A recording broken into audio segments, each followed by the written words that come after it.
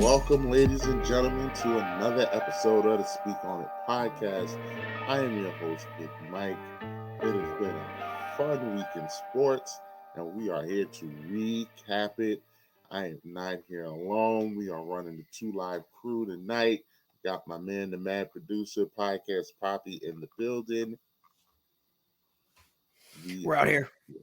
We are here. We're out here in a very interesting playoff NFL playoff weekend to kick us off. I would I would say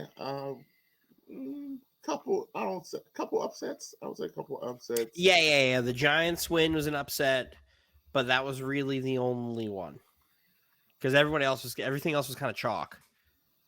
Everybody who was Yeah, supposed to win won. It's just the Giants won. But even Giants still, that game wasn't like chalk because there was a lot of no. people It was very picking. much so a pick 'em. Yeah, a lot of people were picking the The Vikings Giants, the Giants knew and the what they had to do Giants. to win that game from the previous game of the season, hmm so they wanted that one. They were And they perfectly okay with that matchup. they went and got it. Shout out to the G Man, Big Blue. Actually, since we've got it here, we'll just bring the bracket. We'll pull the bracket right up so everybody can see.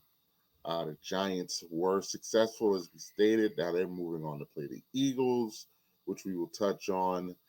The Cowboys took care of the boogeyman in Tampa Bay, and the Bengals played a very competitive game with the Ravens, and the Jaguars beat the Chargers, and the Niners beat the Seahawks.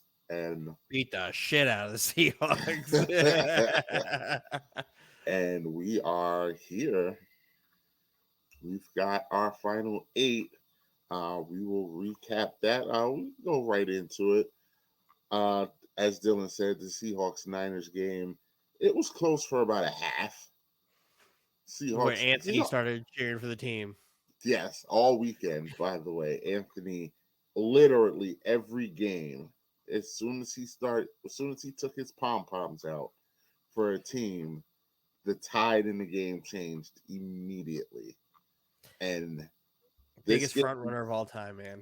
this game started off because I think San Francisco jumped out first, Yep. and then Seattle, gritty, good team, came back, you know, took the lead, and when they took the lead, Anthony promptly in the chat started yelling and Gino the pumping his God. chest, and the Seahawks this and the Seahawks that, and then basically this happened, and it all changed.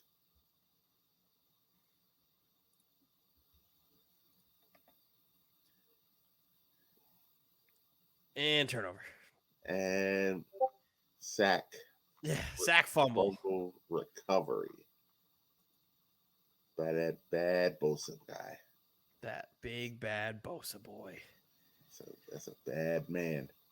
And because it's San Fran came out of half scored to take the lead, and then on Seattle's next drive, that like pretty much what happened right there. That happened, and then San Francisco promptly went down the field and scored again, and the game was over. You knew it. You could feel it.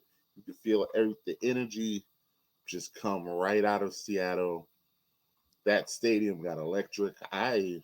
Shocking.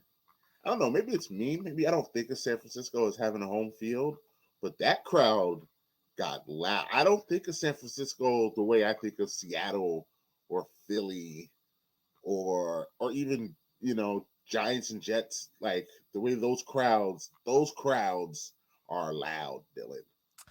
I don't think of San Francisco. I know they have a big fan base. I know that. I'm But a little disappointed in what you're saying right I don't now. know. San Francisco doesn't give me like. There's no fear for me. Oh, my team's got to go to San Francisco. Like no, Is it because most of the last 20 years San Fran was like not good? probably. And then And the they fact had that the I saw 4-year Harbaugh stretch. the Giants promptly go in there and pack them up probably has a lot to do with it. Probably has a lot to do with it. When? The NFC Championship game for the second title. Yeah. They went to San Francisco and packed them up. Yeah, but again, that is also the majority of the last 20 years. The Niners were bad, except for I think 7 out of 20 years. The Niners were bad, but again, the Niners are a dynasty team that has a deep fan base from those Joe Montana runs. They have a deep. I'm not saying that they don't have a fan base. The Niners are Cowboys West. Like those two teams, I think have like those two and the Steelers.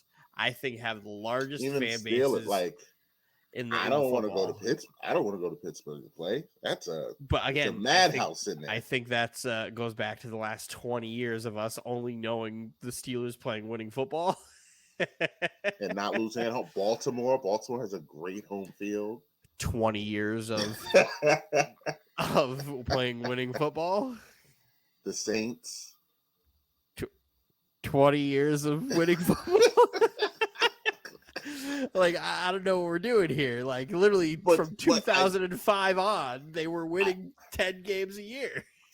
But even to that, the Cowboys, well, I guess, because I would say the Cowboys don't scare me, but the Cowboys have how many division titles in the last 20 years? They just have all of 3 playoff wins. Yeah, 3 or 4. In the last 20 years, I think they have like 5 or 6 division wins. They just get to the playoffs and lose. Okay, so I guess I see your point. My point is that crowd was loud and rowdy. You get San Francisco in the playoffs. I could feel it. The old school fans come out. All the fans come out, and the crazy thing about the Niners is, like Dallas, those fans travel.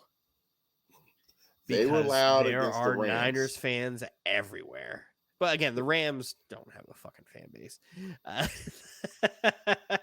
NFC Championship game was loud. Let's go to the Cowboys game last year. There was a whole lot of red in Dallas last year. Whole lot of red. But that goes to my point. That Dallas doesn't really, even though there's Cowboy fans everywhere. Dallas always sells out. It's just Niners fans will fucking go and pay the price. Other teams come to their stadium with no fear. No, yeah, because they're not this. The biggest thing about Jerry World is the fucking sun at like in 4:00 games. That is the biggest disadvantage you could possibly have, is playing on that half of the field at a 4:00 game when the sun is coming down. Beautiful stadium, though. Beautiful. I've never been there, but beautiful stadium. One day I'd like to go. One day I'd like to be like, oh, hey, big brother, you want to go to a Cowboys game? Yeah. I mean, when are they playing the AFC East? Next year. I mean, I feel like y'all should start saying it now. The problem is, last time we played, I had the last laugh. It was Sam Darnold's first game off of mono. Oh, yeah. And he promptly packed up the Cowboys. That is ridiculous. With a nice 75-yard bomb to Robbie Anderson. That sentence doesn't even make sense. The worst. It's Robbie Anderson, who sucks, everybody told me I was crazy for saying Robbie Anderson sucked when he was on the Jets, but here we are. Here we are fucking 4 years later. He stinks. And then Sam Darnold, who everybody was telling me last year he was a Pro Bowl quarterback when Christian McCaffrey was healthy. That helped.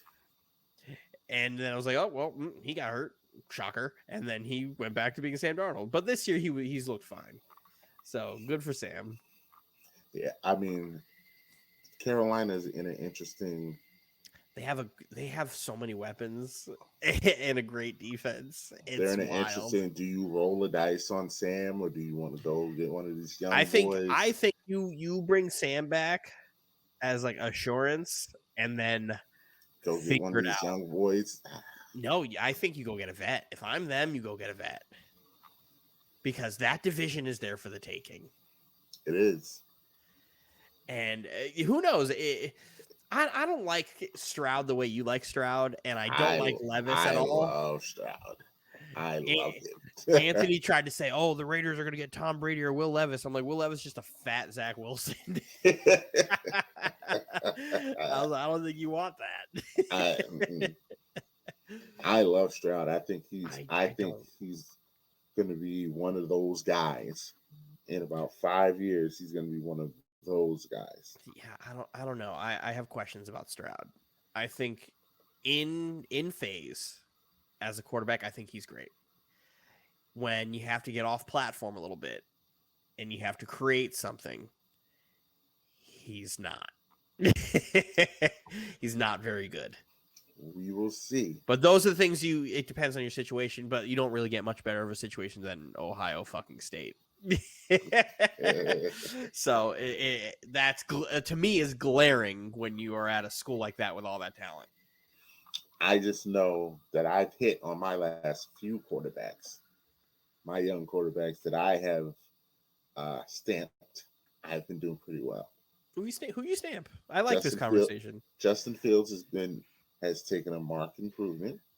He's taken an improvement, but as a quarterback, I still really don't know what he is in that offense. I mean, it's the only one. It's what, year 2, one and a half. But here's the thing: the Jets are ready to move on from Zach on year 2, and we've seen enough at quarterback. Chicago. I put it in the chat. What does Chicago do? I think they'd be foolish to trade Justin Fields, or take one of these quarterbacks. I don't know. I don't think either of these boys is as good. Stroud, well, no. Bryce is absolutely might be that good as the quarterback. Bryce might be that good, but I wouldn't. I would keep Justin Fields. My thing is, if I'm the Bears, what gives you the bigger haul? The first overall pick in a draft that has Bryce Young or Justin Fields. What gives you the bigger haul? And whatever gives you the bigger haul, you really have to consider. And what pick you get back. I think what pick you get back is a big deal. I think you have to sit back and look. All right, if I keep this pick and trade Justin Fields, what I get back, will that be enough to help him, or do I use this pick and get somebody that can help right now, like get in lineman? Or it's tricky. Chicago's in a very interesting because they have nothing.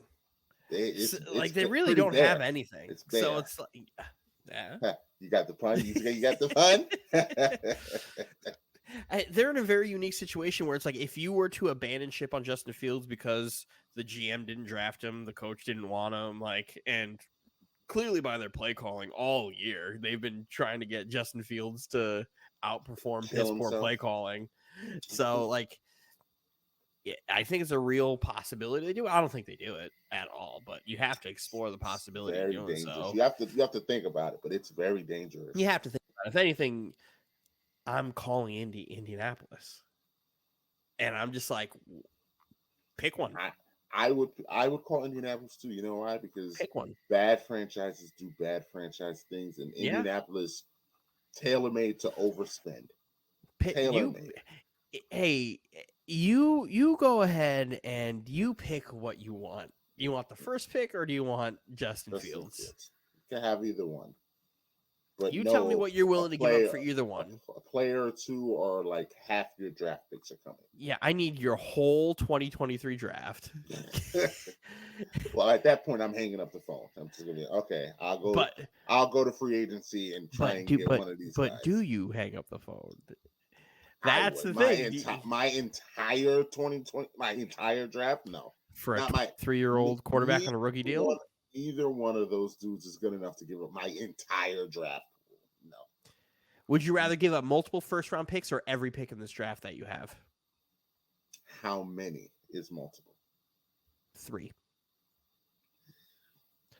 Because to move up to 1, that is kind of what it takes. 3 is you are pushing my button. But what would you rather do? I wouldn't give up the entire draft class.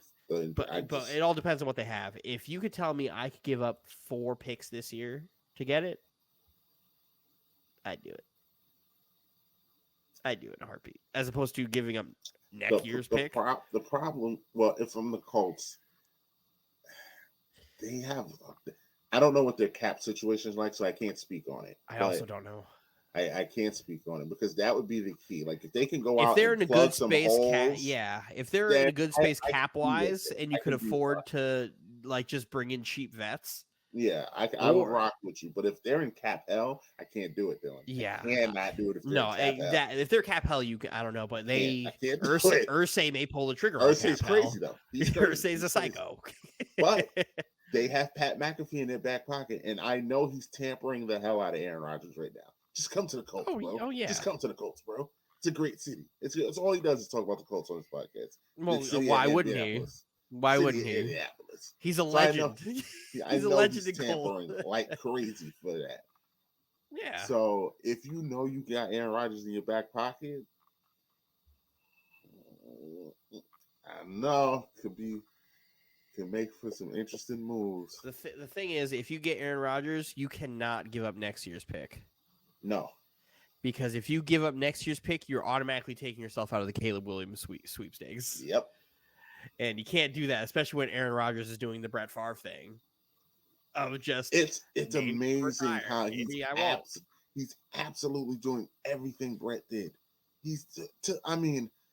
And I hope he stops because that was the nail in the coffin for me for why I hate Brett Favre. I didn't really like him before, but once he started doing this 1 foot in, 1 foot out, 1 foot in, 1 foot out, I was over Brett Favre. My favorite thing is Roz being all in on doing this whole Brett Favre thing all over again. He was all in on Brett Favre back then. He to this day will swear to you if Favre didn't get hurt, the Jets would have went to the Super Bowl. He will swear to. He will. I mean, it's not far fetched, but like, I don't believe it. It's not far fetched. The way Favre was playing on the Jets that year before he got hurt was unbelievable. It's just he did that selfish Brett Favre thing where he will rather play hurt and give the team a bad situation to win, a lot like what Aaron Rodgers did this year. And here we are, and I like Anthony and Roz keep calling me a crazy person because I'm like, do not bring Aaron Rodgers here. Well, I think they're calling you a crazy person because you keep insisting that he's washed. I don't think he's. I'm with them. I don't think he's washed. I think he's washed. I don't think he's a top. But that's not why I don't want him. I don't want him. Not isn't he washed? $60 million? No, it's not even the price tag. I'm willing to give Lamar Jackson his full contract guaranteed. I don't care. Lamar Jackson and Aaron Rodgers are in two different places right now in their lives. I take it. The thing is, if I didn't live through Brett Favre as a Jet, I'd be all for Aaron Rodgers coming here right now. But the problem is I've watched this movie. I've watched this movie before. I am the biggest Aaron Rodgers fan on this pod. And I absolutely would not pay him. I don't think so. Anthony thinks Aaron Rodgers is the greatest quarterback to ever play the game of football. Oh, I didn't know that. Yeah. I think he may be the greatest arm talent I've ever seen, but he's not the greatest quarterback. Not the greatest quarterback I've ever seen. I don't think he's either. But no, like I would take like his contract. If they trade him, most of his guaranteed money gets eaten up in the trade. Like Green Bay has to eat that. Like there's no ifs, ands, or buts. He just signed an extension. But if I didn't live through washed Packer quarterback getting hurt and playing for the Jets, if I didn't live that already, Michael, I'd be all on board. But I've done it. I've seen that movie, and that movie has brought me pain. Brought me joy. Great joy. And it's a thing I did. We when we were talking yesterday, I presented all three versions. We have Derek Carr, who doesn't get hurt. We have Lamar Jackson, who gets hurt and doesn't play. And then you have Aaron Rodgers, who gets hurt and plays. It's like, okay. And the problem is Carr might be the worst of the three. And if you're telling me the worst of the three can still get me 4,500 yards and fucking 30 touchdowns, I'll take it. Like the problem is any of these three quarterbacks are automatically the second best quarterback in franchise history. That's the crazy thing about it, Mike. And Aaron Rodgers is one Super Bowl trip from being the greatest quarterback in Jet history. Like that's the way you look at it. So it's just a weird. It's just one of those situations where it's like The problem is Derek Carr is kind of something you have to fucking do right away. Mm-hmm. Yeah, Lamar is a waiting game, and you can miss out on everything. I still think Baltimore's going to resign him. I know the tea leaves, it's looking bad. It's looking real bad. But I still, just something in me, I feel like Baltimore's going to... The worst thing that's going to happen to Baltimore is that franchise tag. That is going to be the nail in the coffin on that relationship, is the franchise tag. The second the franchise tag pops out, it's done. He's going to be done. It's done. It's cooked. It's Lamar Jackson is not a Raven anymore. It's fucking trade me. If not, I sit. Yeah, I will not play. I will get surgery on my PCL. And you can't do anything about it. Yeah, which also could be an option, which is another wrinkle in this. He could have played. I think he could have played. He could have played. But I think RG3 made a great point when he went to Twitter and was like, this is what happens when you just put a brace on it and you just play through it. You end up with no ACL, no PCL, and your career over. And it's a picture of him doing the exact same thing. And he's like, they don't care about you. You didn't get your money that you deserved. Playing for the boys ain't going to get you paid and protect you and your family. Mm-hmm. No matter what. And yeah, the Ravens players are probably pissed.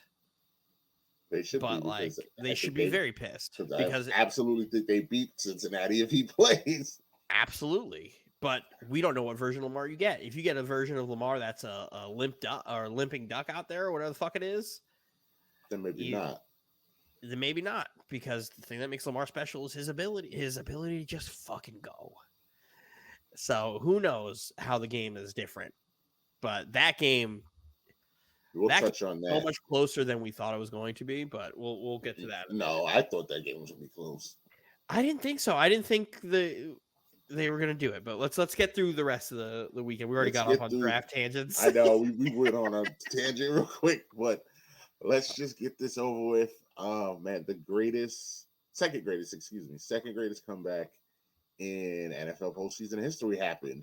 And why did it happen? Because Anthony pulled out his pom-poms and decided to start cheering again. Front runner. Because he picked the Chargers. And he was a genius. He was a genius. Yes. No, I did pick the Chargers. Me and James picked the Jags. Yeah. I think I picked the Chargers too. But actually, yeah, I did pick the Chargers because I was mad at Anthony for doing that and costing me. Mm-hmm. Yes, because Anthony, when they were up 27-0, Anthony was the genius. Couldn't tell. I know Anthony he was anything. The genius. It was him. He's the only one. He told everybody at work. He was. I was the only one at work that picked the Chargers. Everybody said the Jags. They're all fucking stupid. The Jaguars suck. Man, this is terrible. And then all of a sudden, the Jaguars just start creeping back. And full disclosure, I will be honest with you, my fans, our listeners. I turned the game off. I also turned the game off. I used my KitchenAid stand mixer for the first time, and I made pizza. I made homemade dough and pizza. It looked good. I turned the game off. I started watching, started binging some TV because I was like, this game was over. And then as I'm getting alerts on my phone from the chat and from ESPN, I'm like, whoa, wait a minute. What's happening here? And then I watched about the last 4 minutes of that game. Over. The disgust that I have for the Chargers. I'm not one to pat myself on the back, Mike, but I would like to go back to the chat for a minute and talk about how at halftime I said, yeah, the Jaguars stink, but who knows? Brandon Staley's probably going to do that thing he does and fucking coach the Chargers to a fucking loss. Absolutely said that. And I was like, there's no way. Even he can't ruin this one. Guess what? Even he can ruin this one. And I just said, dude, we can check the chat. Immediately after the game, I said, that man needs to be fired. Get him off. He doesn't even get to get on the plane. If you would have told me that like the Chargers losing the playoffs and Staley gets fired, I'd be like, I don't know, because he got them to the playoffs. He got them to the playoffs. Good job. But you lose the way you lost, and you blew the second largest lead in playoff history. You got Mike Williams hurt the week before for no reason. Then here's what we have to start resumeing him, because now we have to go back to last year when you cost them the playoffs against the Raiders. You called the timeout when they were just trying to tie. Like, now we have to look like now. You want to know what's even crazier? Brandon Staley still has a job. I know they fired the offensive coordinator. Granted, deserved. Dylan, I saw that they were, from the moment they were up 27-0, they passed the ball 25 times and ran it 8 times. Those are the two common denominators in these these two largest playoff blown leads in the history of the sport. Let's go to 28-3, right? The Falcons get the lead. You just don't run the ball. The Falcons one is still worse, because you have how did the Falcons get the lead? They were running the ball down the Patriots' throat. You had at the time, you have Tevin Coleman and Devontae Freeman who were cooking. The key thing on those Patriots teams in that like 4-year stretch, right? Those teams couldn't stop the run. And the Falcons had the perfect formula. It's run the Shanahan offense. It's run the football. You motion out your receivers. You keep it going. And, oh, yeah, you have one of the greatest wide receivers ever in Julio Jones. Who still, nobody even remembers, made one of the greatest catches I've ever seen in my life in that game. Yeah. That nobody remembers. But, oh, my God. And you just don't run the fucking football. You just don't run the football. I don't understand it. Like, why? If you're up 27-0 and you're going to throw the ball 22 times, you fucking better be up 47-0. Like, that's what the score better be. If you're doing that, you better be running up the score like me playing Madden against Anthony. You better like be trying to hot dog your way to a fucking victory. Because at what point is it like, oh, all right, they've got some momentum. Let me slow it down, chew up some clock. Let's calm everybody down. No. And it's not like the Chargers have these burners at receiver. They don't. They have really good skill. Mike Williams didn't even play. Keenan Allen's a great route runner, never been a speed guy. He's a great possession guy. They don't have these guys at receiver who can kill you. The Jags can score. That's the one thing people don't remember, is this Jags team can fucking score and score fast. And I don't understand, because they have the weapons at running back. They have the weapons at wide receiver. They have the corpse of fucking Evan Ingram, who is playing unbelievable football. I would say that ain't no corpse. They resurrected that man's career from hell, from fucking hell. The way he looks now, it makes you think, man, if he was on the Giants right now, he'd be the number one wide receiver on the Giants. That's what he would be. But I'm saying the Giants' offense would be unbelievable right now. Because Daboll's doing fantastic things over there with what he has. And Evan Ingram, I just, when they signed Evan Ingram, I laughed. I laughed too. And here we are. But this is what we get for doubting a Super Bowl head coach. This is true.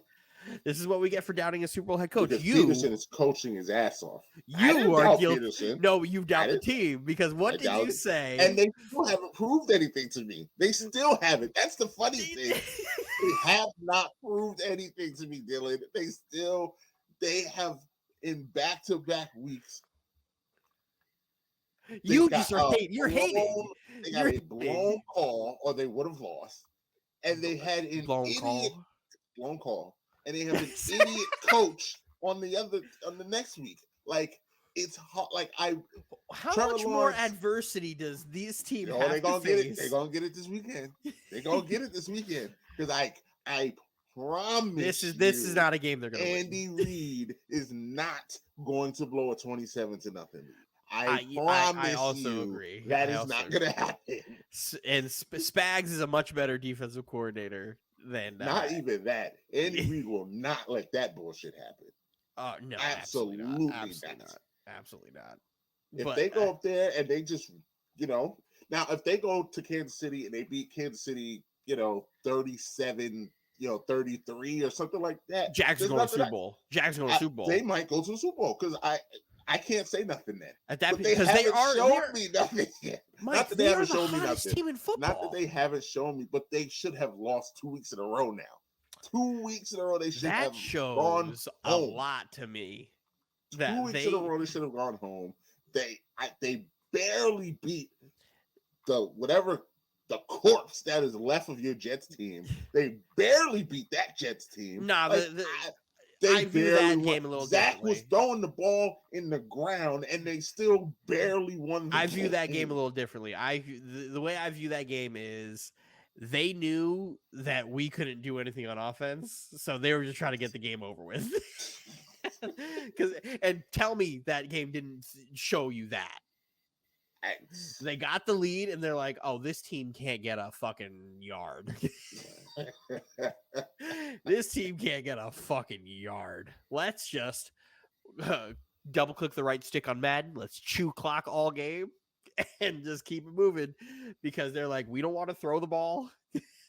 Trevor was not great throwing the ball to his receivers. He was killing us with Ingram and ETN. He was like, let's not push this. That's what I mean. Like, it's so hard. I come across as hate, but like Trevor Lawrence has not shown me anything. Like you cannot tell me he had the worst first half I've ever seen. Ever. Like, and then what happened? By all of counts, he should have had that horrible first half and went home and had to sit there and be like, man, I got to get better. But instead, play the clip. Instead, we're going and having idiot coaches on the other end, and now he's going to Waffle House. This is actual footage of Trevor Lawrence and some of the Jaguars players. I don't know which one has never been to Waffle House, but Trevor Lawrence was like, oh, absolutely not. We're going to, you've never had Waffle House? We're going to Waffle House after this game. And it was very cool. They absolutely went to Waffle House. He took pictures with the staff. The crowd was cheering for him. It was very Remember the Titans like. It's unbelievable. It just goes back to, like, yeah, he could have played that horrible first half and just put his head down and just groveled in his ineptitude. But then they just scored and scored and scored. But you know what happened, right, Dylan? You know what happened. They went up 27-0, and the Chargers defense did what most defenses do at that point. All right, we're going to just play this stupid prevent defense because, our offense will run the ball and run the clock out. All we got to do is just kind of, all right. And then all of a sudden, you looked up and they're running and you're trying to catch up. The second, here's my problem with that, and this is my problem with defensive coordinators as a whole. The second the Jaguars come out and hit 2 touchdowns, as the defense coordinator, you have to look at the head coach and be like, what the fuck are you guys doing? Exactly. And then you have to say, as a defensive coordinator, okay, I have to stop playing this defense. And he didn't. But, I mean, it's hard. These are pros. Like, the Jaguars do have talent. And if you let them get in a rhythm like they did. And then they go out there after the second before last touchdown and they go for 2. And they go for 2 because they said, fuck this. We're not going for the touchdown. We're going for 1 possession. We get a fucking stop here. We kick this field goal and we go to fucking Waffle House. And what happened? They converted the fucking 2, got a stop, and drove down the fucking field. I will say this. as much as I'm on Trevor Lawrence, you know how I also feel about Herbert. And that was it. He honestly, as I've been watching sports show, that he's ducking a lot of this smoke. But And that's on your watch too, though. But here's the problem. That's on his watch, Dylan. I'm not going to sit here and say because he didn't play bad. He didn't play bad. He didn't play bad, but he didn't play great. Stop the building, the bleedings. But this is what happens when you just start passing the ball like an idiot. I know. Like you're just being told to pass the ball, and the Bengals are like, "Oh shit, they're not." I mean, not the Bengals. The Jags are like, "Oh shit, they're not running." You're telling me they're not going to run the football? Okay. Because here's what you do. Like, I like Austin Eckler a lot. I do too. Right? Austin Eckler is not a running back. He's in the red zone. He's a running back because he has a really high touchdown percentage in the red zone, rushing the football, and then he has that weapon about him where he can receive. If you're going to ask him to carry the ball 25 times, he's not that back. So now it's, okay, do we trust Austin Eckler to just run the football and maybe get first downs? Maybe? Or are we going to go 3 and out on halfback draws all fucking game? But that's it. Like, you can't throw him a screen. You can't, nothing. It was just... And again, what type of offense are we going to run here where it's like you don't have speed to get open organically, right? You have to get open off of routes. Keenan Allen's great at that, but once you start focusing on Keenan Allen and you don't have Mike Williams, what are you going to do? And they don't, again, the speed part is what kills because you have to have a speed guy on this team to beat man coverage. We saw the fucking Giants beat man coverage all game long with guys you don't even know that are just fucking fast. You do because you're a fake Giants fan, Titans fan. But with guys who are nobodies. And you're telling me you can't find a speed guy on your roster to just run man beater routes to advance the ball to get first downs. That's not obviously Herbert will get smoked, deservedly so, but it's roster construction at that point. Where it's you have these really good 1 and 2 wide receivers who are good, go get you the ball, possession guys, but who's your burner? Who's your deep threat guy? Who's your guy who can get open in an instant? You don't have one. And that's been my problem with the Chargers all year. They don't have anybody to burn you over the top. Give you the respect. So now you have to sit there. You sit in that 10, 15-yard cushion. I was just hey, everything at this point is going to be in front of us. We don't have to worry about anything going in back. Everything's going to be right here. We could see everything that's happening. Kudos to whoever the defense coordinator is in Jacksonville for realizing that. Mm-hmm. I feel like I got proven right on both ends because the Chargers were exactly who I thought they were when I said they weren't going to make the playoffs. And Jacksonville, it's still not done anything. Jacksonville is young and dumb is going to fuck up, right? And here they are. And here they are in the divisional round. Coaching is very important and very understated. Spoiler for when we get to our picks. They're not going to make it. Oh, I agree with you. They're not going to make because it. I think the actual greatest quarterback of all time and the greatest arm talent of all time in Patrick Mahomes. Patrick is very cool. That's why I said I think Aaron Rodgers is the greatest arm talent I've ever seen, but man, Patrick is coming up. He's doing things that I'm just I don't even think Aaron the second do that. I watched Patrick Mahomes play that first game in Week 17 against Denver when they sat Alex Smith, I said, this kid is unfucking believable. I was like, the Chiefs have that on their bench, and I have fucking Josh McCown. I'm in hell. Don't worry, we picked Jamal Adams that year. That worked out well. We dodged the Deshaun Watson bullet, though. and because you know what's that? I this is gonna sound like I'm hating on your franchise. I feel like the Jets would have absolutely enabled him just like the Texans did. Yeah. Woody wasn't there. Woody wasn't there. I feel like the Jets would have absolutely enabled him just like the Texans did. The problem is Chris is the idiot brother who decided that the GM and the head coach there isn't a hierarchy. They are equals. Which I don't know who told him that. I don't know who told him that dynamic will work. And then instead of having your GM hire the coach, you go on fucking Indeed.com and go find one. I'll never like a recruiter to go find your head coach. You're a fucking dork. Meanwhile, here we are, hindsight being 2020. Todd Bowles, still a bad head coach. Look at that. Yeah, Todd's not. Yeah. Great coordinator, terrible head coach. No way Bucks should be this bad. Dude, when you have they've had injuries, but that defense is loaded, and the wide receivers they don't play like on that team. Though. That team has talent, and they underperformed. They had injuries, but they underperformed this year. They underperformed way too much for my liking. It's just blame Todd. I mean, blame Todd, and they have a 50-year-old quarterback. But let's finish up. We have what I thought. Well, I mean, there's no thought. This was the game of the weekend. This was the best game.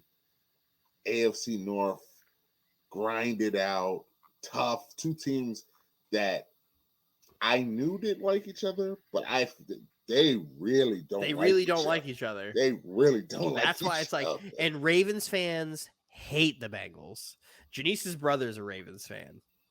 So when he was telling me in week 1 after the Ravens beat the Jets, he's like, the fucking Bengals are frauds. They're fucking frauds. Their offensive line is terrible. They spent all this money and they still suck. They're not going to make the playoffs. They're frauds. That didn't age well.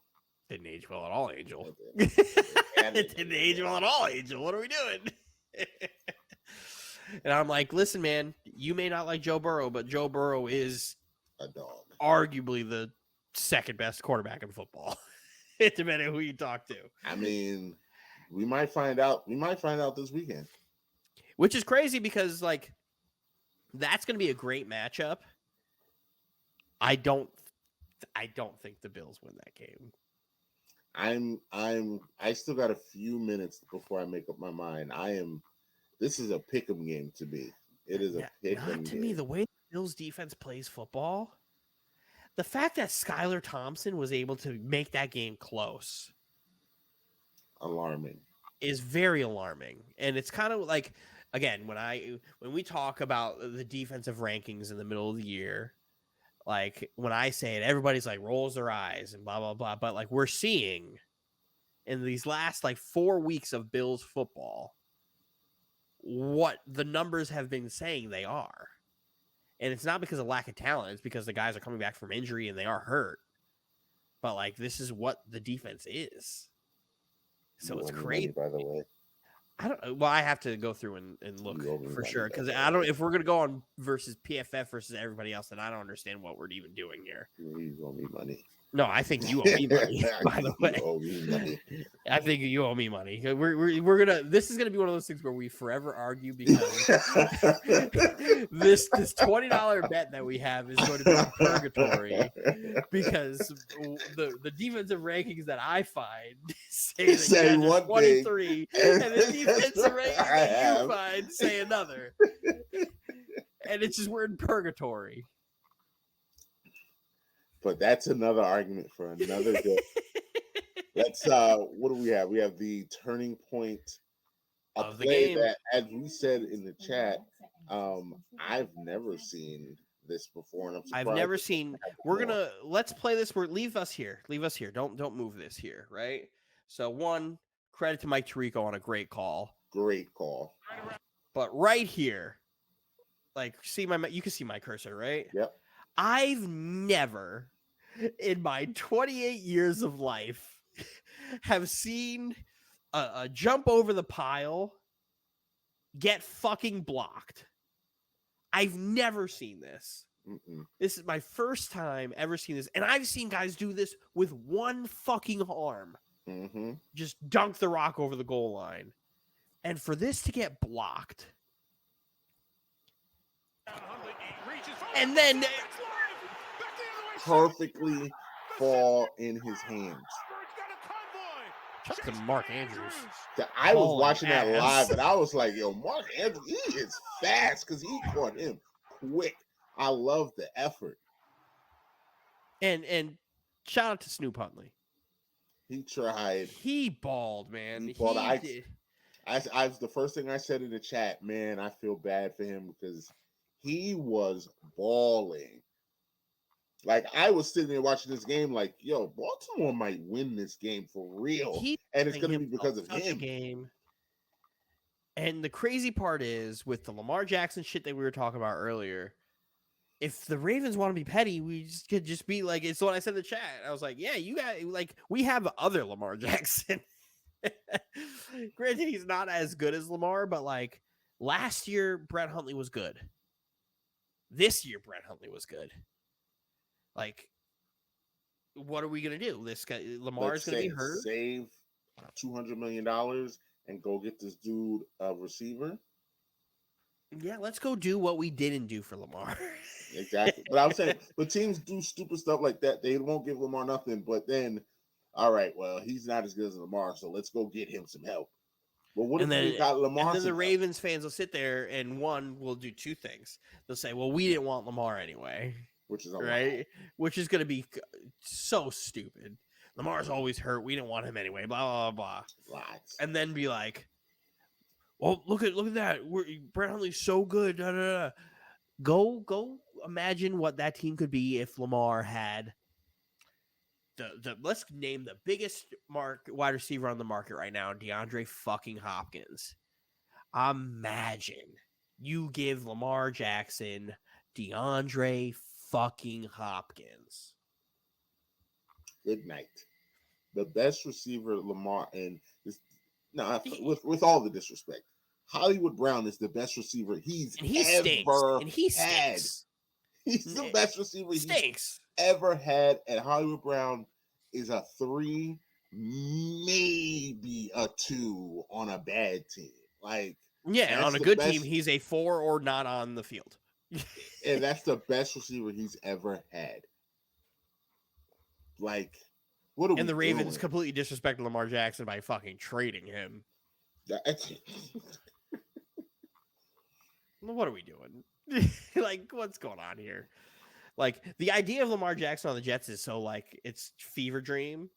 Because, again, I will point out the Garrett Wilson 84 catches, 1,100 yards with bums throwing him the football. Lamar Jackson, Garrett Wilson being easily the best wide receiver he will have ever played with in the NFL at this point. It's fever dream. Fever dream. But imagine Garrett Wilson on that fucking team. I mean, it would make them a lot better. A lot better. Like, you know what we're going to do now that we have this nice share screen? One of these days, we're just going to watch Garrett Wilson film. And I will watch your Treylon Burks film that I have already watched because I evaluate receivers. I like to look at that shit. And what Garrett Wilson does at the line of scrimmage is, for a rookie, unbelievable. Very, very good. And he's only going to get better. But, man, that Baltimore situation is so weird because you could tell Harbaugh's tired of it. He's resting on his Super Bowl right now because the way when do you start because Steelers fans have been firing Mike Tomlin every year for the last 4 years, even though he continues to still win football games in one of the harder divisions of football. If you're the Ravens, when do you start to consider getting rid of John? I think because the Ravens are an organization that don't like to fire coaches. Yeah, they've had 2 in the last 25 years. That's 25 years. Like I don't know what you do, and when do you fire Greg Roman? That's if when Lamar do you fire Greg Roman? If Lamar walks out the door, then Greg Roman is going to be He's on the clock. If Lamar walks out, he's on the door, clock. He would get one more year because Brett Hundley is similar skill set. Mm-hmm. So, but the problem with the Ravens is their offense has been the same. When you could still have these packages out of the pistol with different route combinations. Like the Ravens wide receivers are always like bottom of the league in wide receiver separation. That's what I was about to say. My only pushback would be they have not had any good receivers. You can only coach them up so much. Here's the thing. They've had Sammy Watkins on their roster, I think, 3 times in the last 3 years, right? Sammy Watkins, everywhere he's been, even when he was in Green Bay recently, he was able to create separation. It's just the routes that they have these receivers run don't make fucking sense. Like, they don't make sense. You don't have the talent to just have a guy run a deep crosser every fucking time and just be able to make a play. They don't have that. So why are you doing it? It doesn't even make sense because they don't even have. It'd be one thing if they just had they don't have speedsters. Like Duvernay is fast, but Duvernay's fucking hurt. They don't have a possession receiver. It's just a hot Rashard mess. Bateman could be a possession receiver, but again, he's fucking hurt. Mark Andrews gets to eat because when plays break down, he's just sitting in between zones. He's the only one open. He's reliable. That's not me saying Mark Andrews is bad. I think Mark Andrews is one of the 3 best tight ends in football. But it's just crazy that it's like, here's a tight end and we're just going to run the football. And then you don't run the football a lot with J.K. Dobbins. He had 8 carries. And then Ravens fans are going to be mad at him for talking all that shit after. Mm-hmm. But it's like, yeah, we have Lamar, we win. I hate that they stopped fucking using me. I don't get it. I would say Roman has one more. He's got it. The clock has got to be ticking. The clock has to be ticking on him. He'll get a pass this year because Lamar.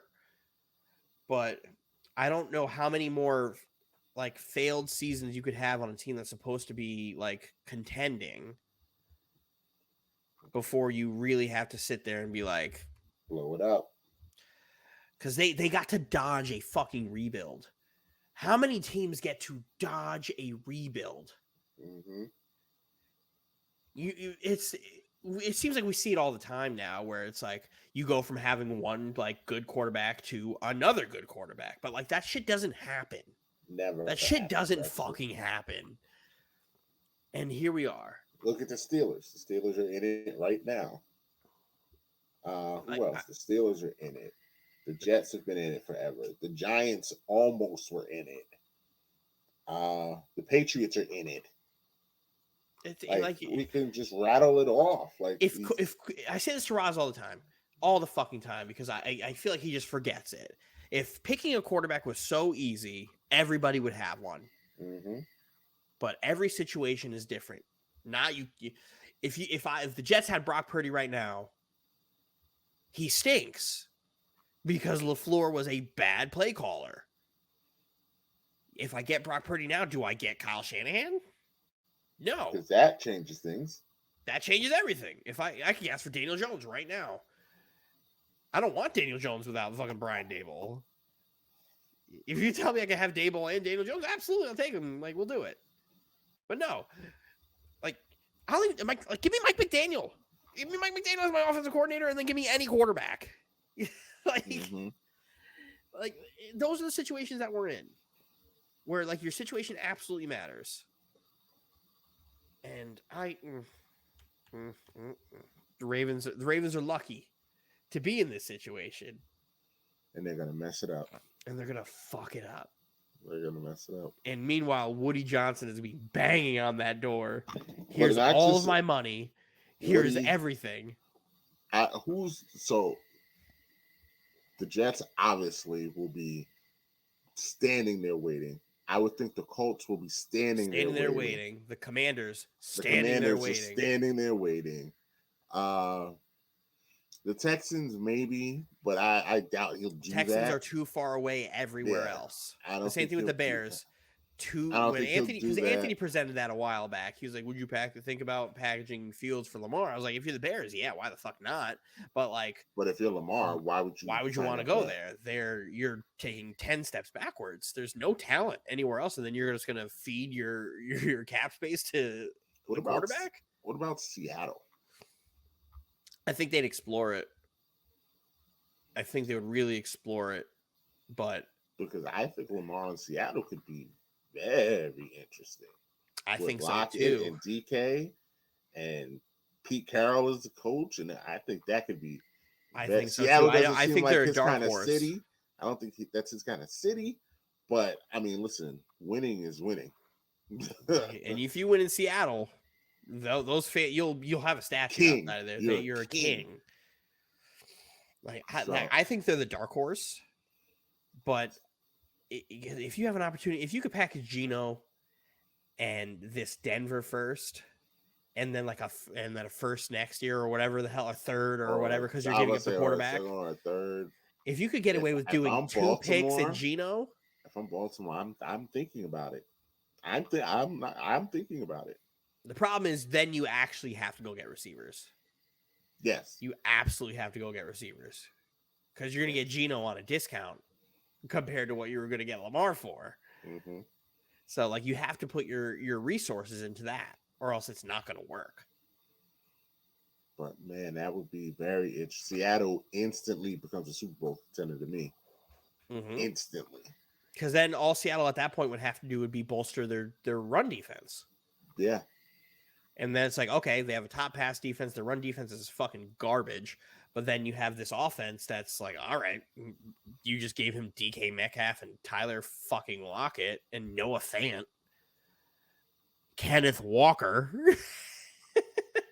Like all these guys, like DK's on a good off his rookie contract, but the rest of your team is on rookie contracts. This is the Legion of Boom all over again.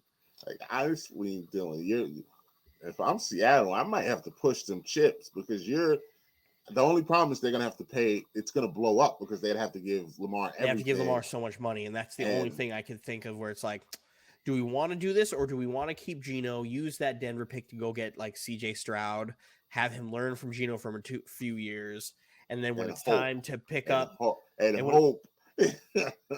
hope he learns something. Like that would be money cap, like money wise, organization wise. That is like that's the smartest thing to do it. But if you could get Lamar Jackson, you go get fucking Lamar Jackson. The problem is down the road, in like a year or two, you're gonna have to get rid of somebody. That's going to be the problem. You're going to have to get DK Metcalf or Tyler Lockett will have to be gone the year after. And then you're going to have to explore on defense who you have to get rid of because Quandre Diggs is getting bread. So it depends on how, like almost, do you want to win it now at all costs or do you want to build?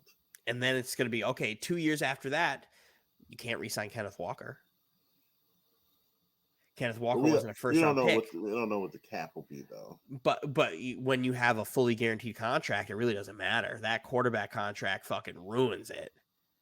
And then the way the running backs are getting contracts are off that first thing. Kenneth Walker wasn't a first-round pick, so you don't get the fifth-year option. It's you got to fucking pay up. Yeah. Very interesting. See what Seattle does. I mean, unless they're not going to talk Lamar into a discount, but no way. He wants that Watson contract, and he doesn't have an agent. I think his mom's still representing him. Well, he's his agent. He's his agent, but his mom's his manager. She's handling, yeah. And who knows if she starts to play they're disrespecting you card. And I love, by the way, do you see how much the media is trying to? How do you feel about his mom being his manager and him being his own agent? Because good for him. The media is making it out to be, oh, he's dumb and he's losing money. And he losing money? He's 26 years old. He's an MVP. He's in the prime of his career. Is he fucking losing money? I think there's a very subtle, maybe not even so subtle hint of racism in it. But I like me being me. I'd hope that's not the case, right? But like, how dumb is he if he gets the contract that he wants? and gets to save the money he would have paid an agent. Yep. Like Who's he gets dumb? all that. Who's And dumb? then imagine if he gets to a place he wants to be. Like, I'm not saying the Jets are the way to do it, right? Again, that's fever dream. But like, But what if I see what you're wouldn't saying? it make? What if he wants to go to that market? What if he Yeah. wants to go to New York? Lamar Jackson is a young man in New York. The opportunities. And what? Even Washington. What if he wants to go to Washington? I don't think anybody wants to go to Washington. Well, not while that owner's still there. But you know what I'm saying. Like, what if he wants to go to a major market? Who's like? If I'm Lamar, I'm trying to go to that major market. Even I'm trying to go to Miami. New York, Miami. Like, you find me a place to go, and I get to. I think New Orleans is also sneaky in this too. New Orleans is in cap hell. They're in cap hell, but I don't underestimate them. I would very much so underestimate them because they are in cap hell. Well, they're paying the defense everything. They're paying the defense everything. They're paying Alvin Kamara. They're paying Michael Thomas. They're paying that offensive line. Michael Thomas is on his way out. But the thing, and they might not have to pay Kamara because he's probably going to get suspended. He's going to void his contract. Yeah, if he goes to jail, his contract's voided. It's done. So they get all that money back. So that's don't sleep on New Orleans. But Atlanta would be fun. Atlanta could be very interesting because they have the problem with Atlanta is that defense. Their defense is fucking trash. The defense ain't there but yet. That division is ready to be taken. Division's right for the taking. They have a phenom receiver. They have a good running back. They have a good running back. I think they have a good coach. I don't know yet. I don't know. I think they have a good coach. I don't know, but between Kyle Pitts and Drake London, oof. But with Lamar, and good listen, situation. That's ATL. It's also a great market for him. If you love Michael Vick, which all of Atlanta did. Atlanta loved Lamar Ryan. Jackson. Matt Ryan is an MVP and brought him to the Super Bowl. Like, how could you not love Matt Ryan? So, like, Lamar's running that city. Like, Lamar is taking that city from Trey. Oh yeah. Lamar's taking that city from Trey because that's Trey's city right now. Imagine all the pictures you would see of Lamar hanging out with like Offset. Offset and Quavo. Like, unbelievable. You would be pulling out everybody and their grandmother to the Mercedes-Benz Arena. Yeah, Ludacris, Outkast, all these guys. Because all of them are Falcons fans. All of them. That's the one thing about Atlanta. It's Atlanta versus everybody. All of them are Hawks fans. All of them are Falcons fans. They're all Falcons fans. They're all Georgia fans. Like, that's what they got. It's what they got. And they fucking love it. Like, that place would be rocking like it was 2001 all over again. So it's Lamar has a market. It's just what the teams want to do. The only thing I know for sure is Woody is not knocking. He's trying to break that door down. I don't know if anybody else is out here trying to actively break that door down. I would say Irsay for the Colts also. Yes. I would say Irsay is also trying to break it down with a sledgehammer. But outside of them two. And then I feel like the Jets are interviewing a million offensive coordinator candidates. I think that's key too. You have to wait. I think you have to wait to see what you get at quarterback before you just do that. Because they're interviewing some interesting people. Keep Frank Reich and Nathaniel Hackett away from my team. They already interviewed Hackett though. I know. I think Hackett is more so of we're just leaving no stone unturned here. If that dude gets a job, he got to sit out a year. I don't care. How do these offensive coordinators for the Packers keep getting jobs places? Great question, because it's just like if you're an offensive coordinator for the Patriots when you had Tom Brady, offensive coordinator for the Colts when you have Peyton Manning, when you're offensive coordinator for Aaron Rodgers or Drew Brees, how do you get jobs? You are not responsible for the success. And do people not realize that? Like, it's not you. Here, you want to hear an idea that I have for Mm-hmm. the Jets offensive coordinator job? Ken Dorsey? No, why don't you call Kansas City? Why don't you call Eric Bieniemy? Because I don't think he'll do a lateral move. And here's why. You're clearly not getting a head coaching job because nobody fucking believes that you're calling the plays in Kansas City. Why don't you go to another team? Now it's not even the Jets, right? Now this is anything. Why don't you listen to calls from another team, be the primary play caller, and then go get a job as a head coach after, once you have proven to these teams that you can do what you've been doing? I think you're right. I think you have a good point. I would say, from his point of view, he's looking at it as, I don't know what else you need from me. Like, I'm not going to do a lateral move, and I don't know what else you want. Patrick Mahomes co-signs for me.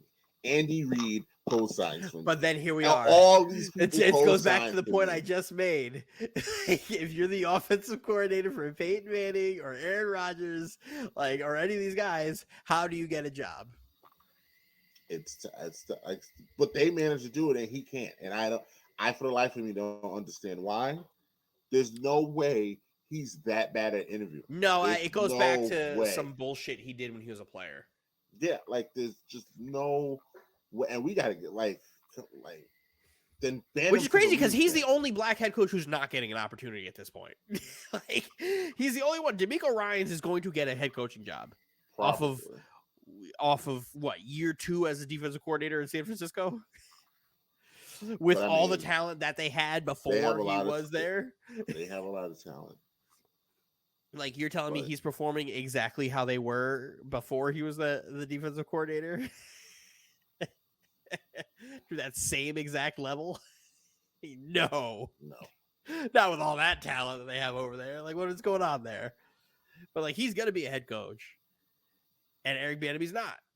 So it's like, okay, at what point do you just say, you know what, fuck that head coach stuff, let me go prove to these motherfuckers that I'm actually doing this? But I'm just saying, I feel like he feels like, why do I have to prove it? Exactly. All these other guys didn't. Because honestly, it's the same thing with Brian Leftwich. Now they had a bad year, and now everybody's gonna go, you see, but Tampa Bay's offense has been really good before Brady got there. Then they were. I mean, they had a good offense. His first year, go check the numbers. 30-30. They were good that first year also, but not even 30. But that's Jameis. Look at Tampa Bay as an offense that year. Yeah, but they lost games because of their quarterback. I've seen less. I like Leftwich. I've seen less. Leftwich should have been the guy who got that head coach job.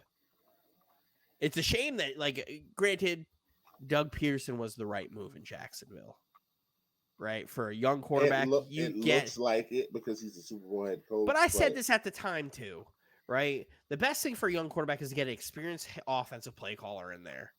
And Doug Peterson's offense has always been very quarterback friendly. So it's like, you do what you got to do for that. Imagine if, I'm not saying Byron Leftwich stinks, because I really like Byron Leftwich, but again, it's one of those situations where you have fucking Tom Brady, and then a quarterback before that who threw for 30 interceptions, 30 touchdowns, and 5,000 yards, and 30 interceptions.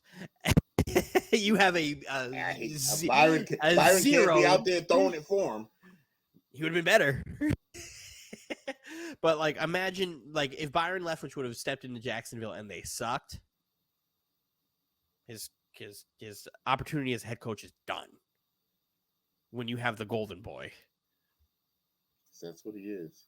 He's the golden boy, but for good reasons. Mm-hmm.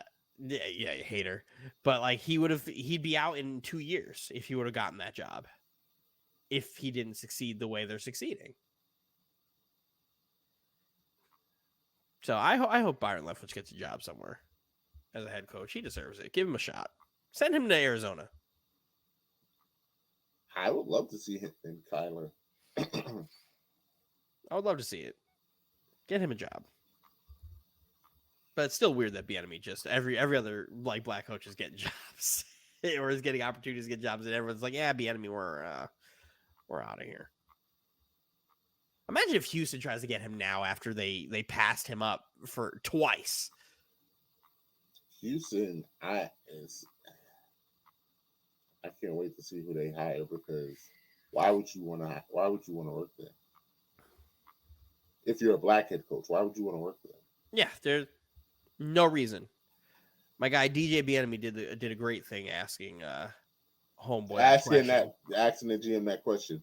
It was a great question, and all you heard was a beep. It doesn't matter if your color, your skin, your race, or anything. It's about the guy who's most qualified for the job. And why, if the guy who's most qualified for the job ends up being a black dude, why would he want to be here if you just keep firing them after 1 year? After 1 year. And only the black guys, because Bill O'Brien surely stank up the place. Bill O'Brien was the worst head coach GM ever. They're still recovering from him.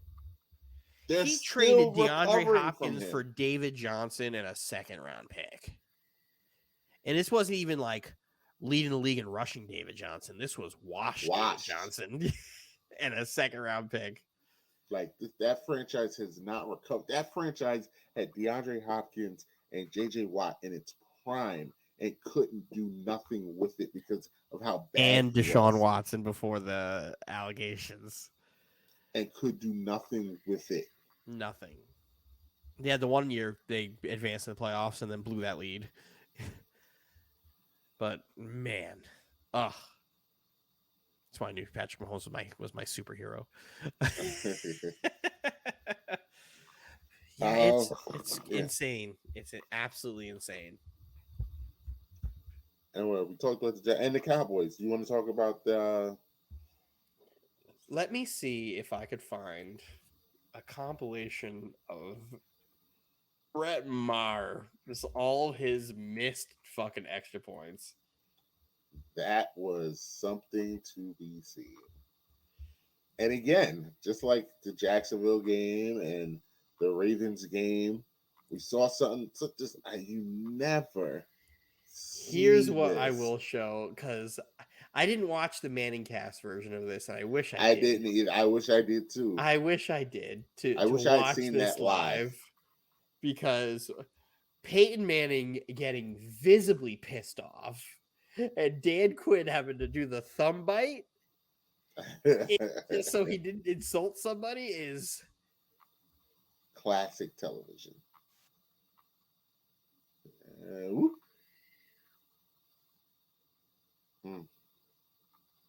Look at that. Dan's trying not to laugh, and Peyton's visibly getting pissed off. And Eli's just sitting there with his mouth open. He normally does. Like, hold on. I need to go back. The one with Peyton. Look at him.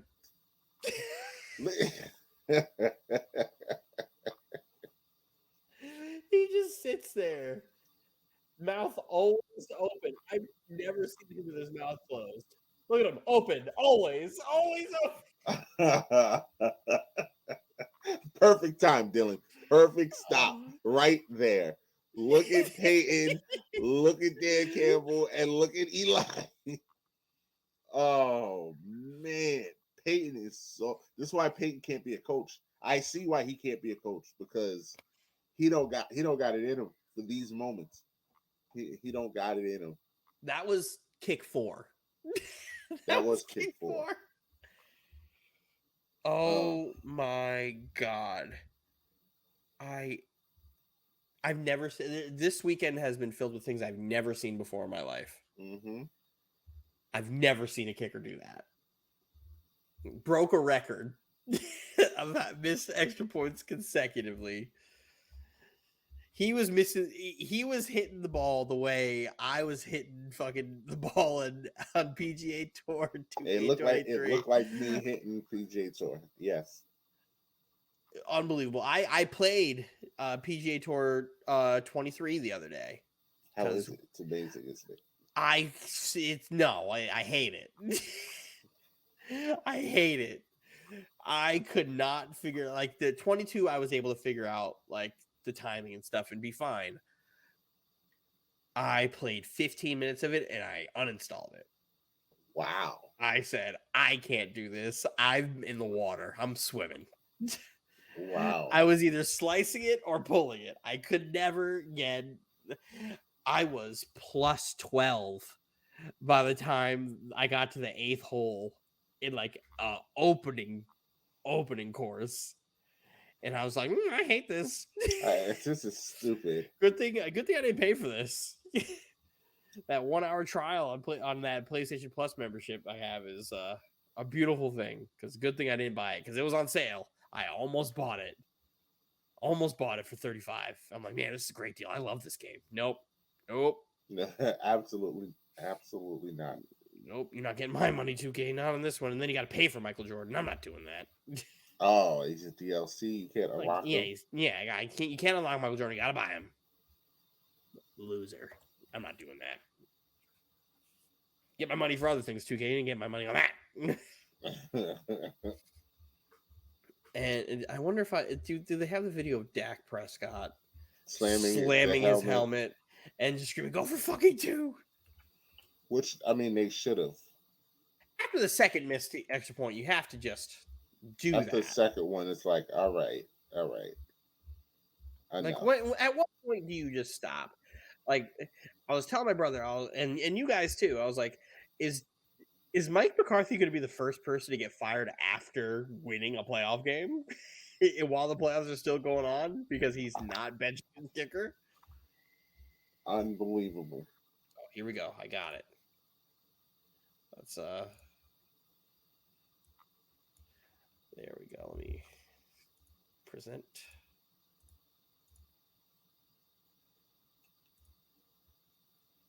Yeah. Go for fucking 2.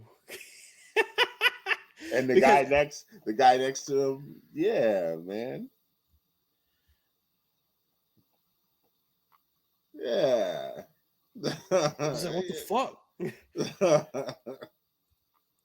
Like I don't understand it at all, man. I really don't. But and it's the same thing. It's even though they were up, like that's still Tom Brady.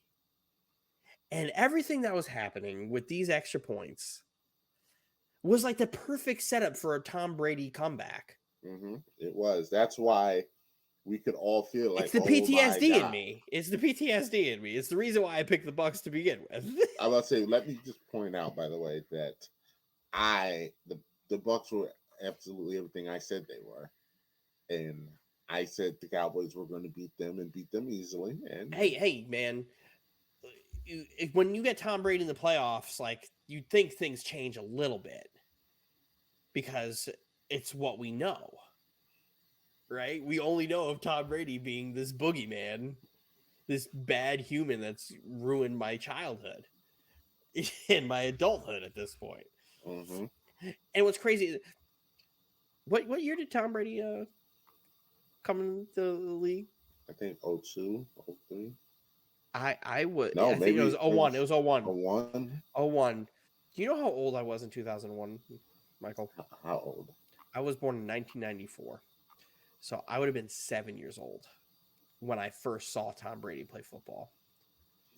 My son is 8. He is 2 generations deep in this. Mm-hmm. My son is 8.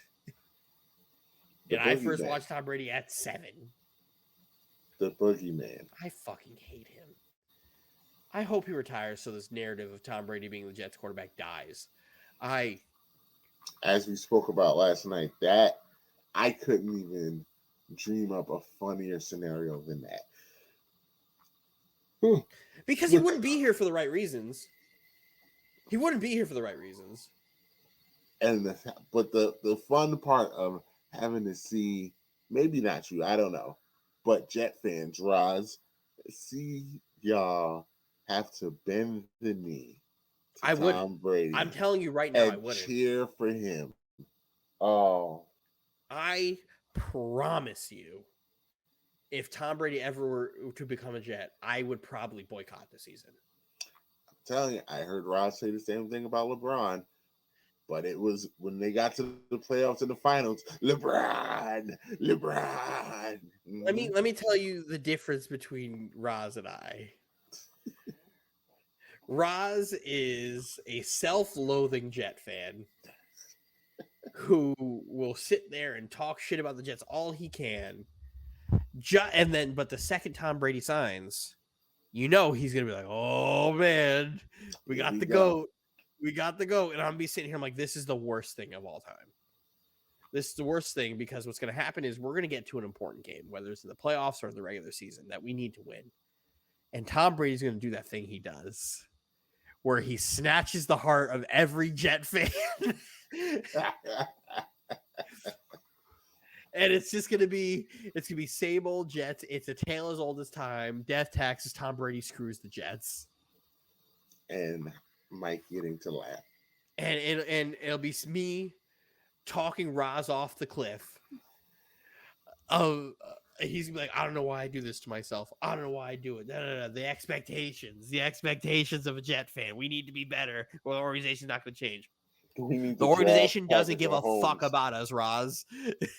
The organization doesn't give a fuck about us, Roz. They don't. All they care about is your money.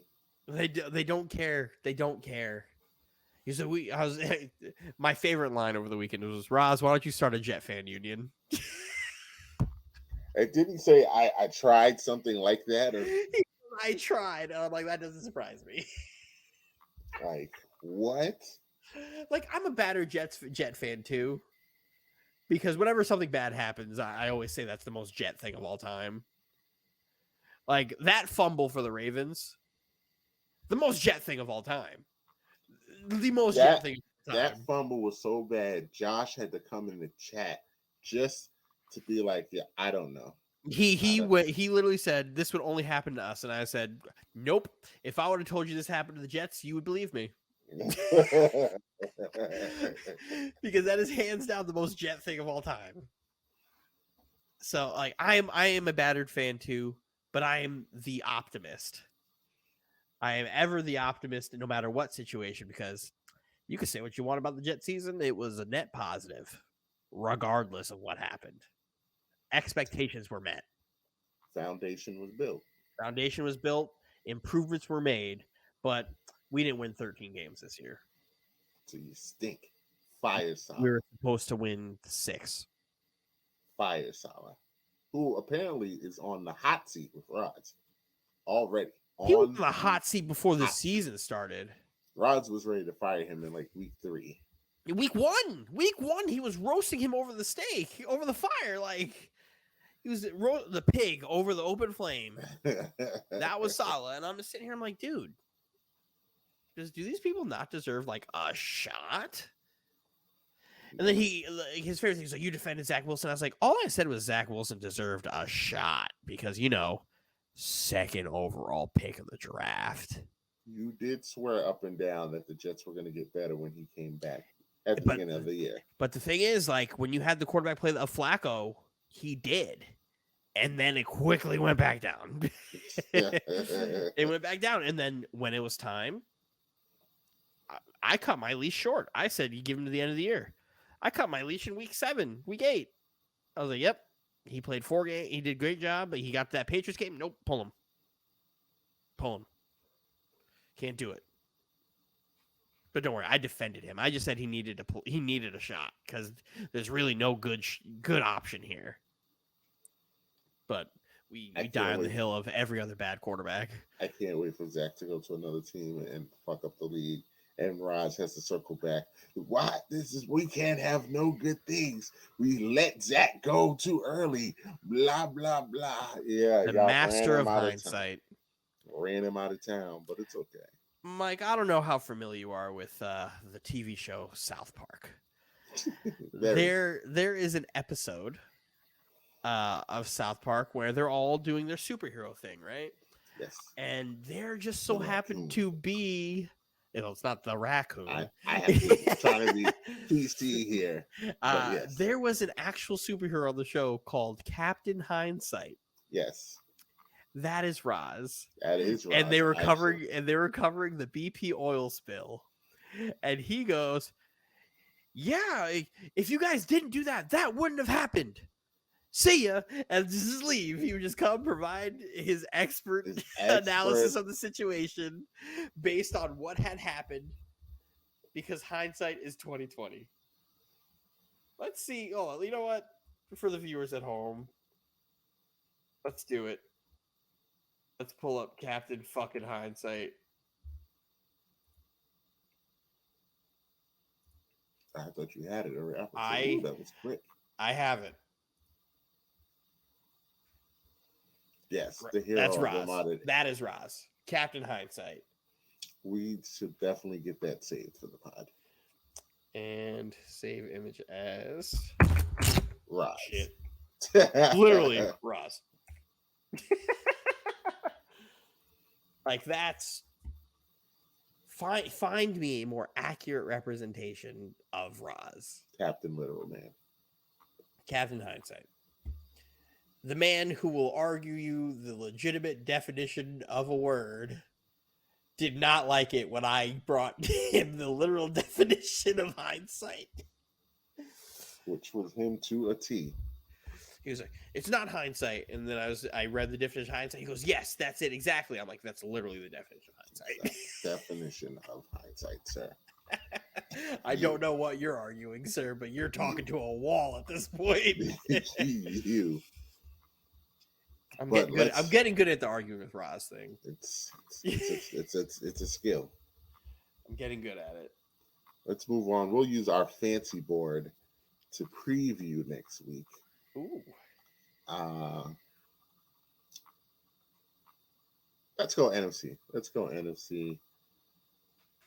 We'll go. I would say that this is the undercard, even though they're the 1 seed. Giants and Eagles. Eagles have beaten the Giants twice already this year. Can they do it a third time? It is very hard to beat a team 3 times in a year. Can the Eagles do it? Or are we on another Giants magic carpet ride? I'd be in hell. You're going to be in hell regardless. I don't know. If the Giants lose, I'm not in hell. Oh, you are, because I'm not, because the Eagles should win this game. You're gonna have to listen to me. Jalen hurts you to death. No, because the Eagles should win this game regardless. Like, that's why I'm not in hell.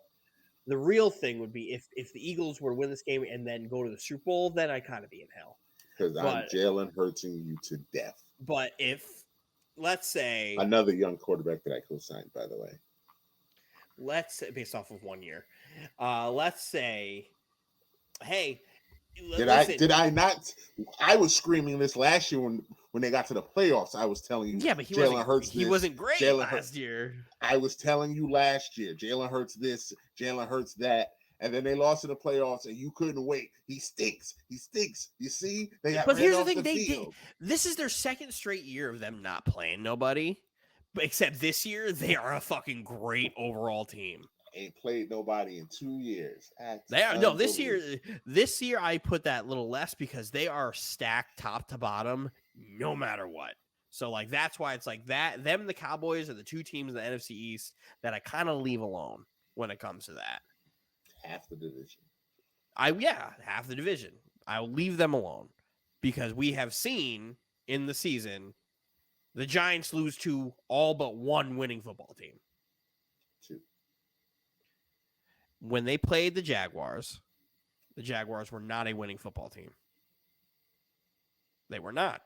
They were actually a losing football team. So, yeah. The only winning football team they beat were the Ravens. But, again, they beat the Jaguars, and the Jaguars are a playoff team. At that time that they played the Jaguars were not. It's not about who you play. It's about when you play them. And they play the Jags at a great time. So I guess they play the Vikings at a bad time. No, the problem is the Vikings have, I think 11 one-possession games in the season. So, like, they were bound to get fucked up and lose one of those. Am I wrong? The odds would tell you yes. Like their defense is so fucking bad that they could have easily been a 6-win team based on that. That's how bad their fucking defense is. But when I said in the middle of the season their defense is horrendous, y'all fucking Dylan doesn't know what the fuck he's talking about. We watched that ragtag group of misfit wide receivers go out there and cook every single one of them. They were just open. All of them open. Well, we'll see if they're open this week. I don't know if they will be. What do you say then if they're open this week? I'd be very surprised if they were open like they were against Minnesota. Because you have all-pro corner James Bradbury and arguably should have been all-pro corner Darius Slay. And a great defense. So let's see. History shows, if we go based on this year, history shows when the Giants play the Eagles, they lose. History shows when the Giants play winning football teams, they lose, except for that one time. Go with that two times. I'll give you the Jaguars. Fine. When they play winning football teams, they lose. So I'm going with the Eagles. Fly, Eagles, fly. Close? Eagles. Eagles. Close? Not close? If I was, what's the spread? I would say you should know better than me. I haven't looked at this, which I should have probably bet this past week. I did really good picking. I only lost 2, so kudos to me. I could have won some money. Let us take a look. I only lost the Chargers game. Fun fact, I'm not saying this to bullshit. I was going to say I would take the Eagles minus 7.5, and that's what the line is. I would absolutely take that. I think it's hard to beat a team 3 times in a year. I think the Giants are better than you think they are. But I think Jalen Hurts is the MVP of the league. He's not, though. So while my heart will be with the Giants, for the sake of this show... Giant fan Mike. I don't even know why we talk about Tennessee during the year. And picks and official picks. I've been on this Eagle train pretty much all year. I've been the number one Eagles fan on here all year. I've said the Eagles are great. I will take the Eagles. I will take the under on that 7.5 though. Oh, so you're taking the plus 7.5. We'll play. Yeah, you know what I meant. Yeah. You know what I meant. I think it will. All the Giants have to do is lose by 7. I think it will be close. I think it may even require. I wouldn't be surprised if it required a 4th quarter comeback by the Eagles, by the MVP Jalen Hurts. Wouldn't even surprise me if that happened. But I think the Eagles will win.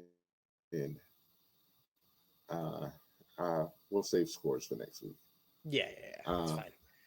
And then I like that. Events, I like that minus 7.5 line. I really do. I don't think they're going to blow them out. No, that's not a blowout. Well, it'd be 10 points. A 10-point win. I would say it's more than one possession, though.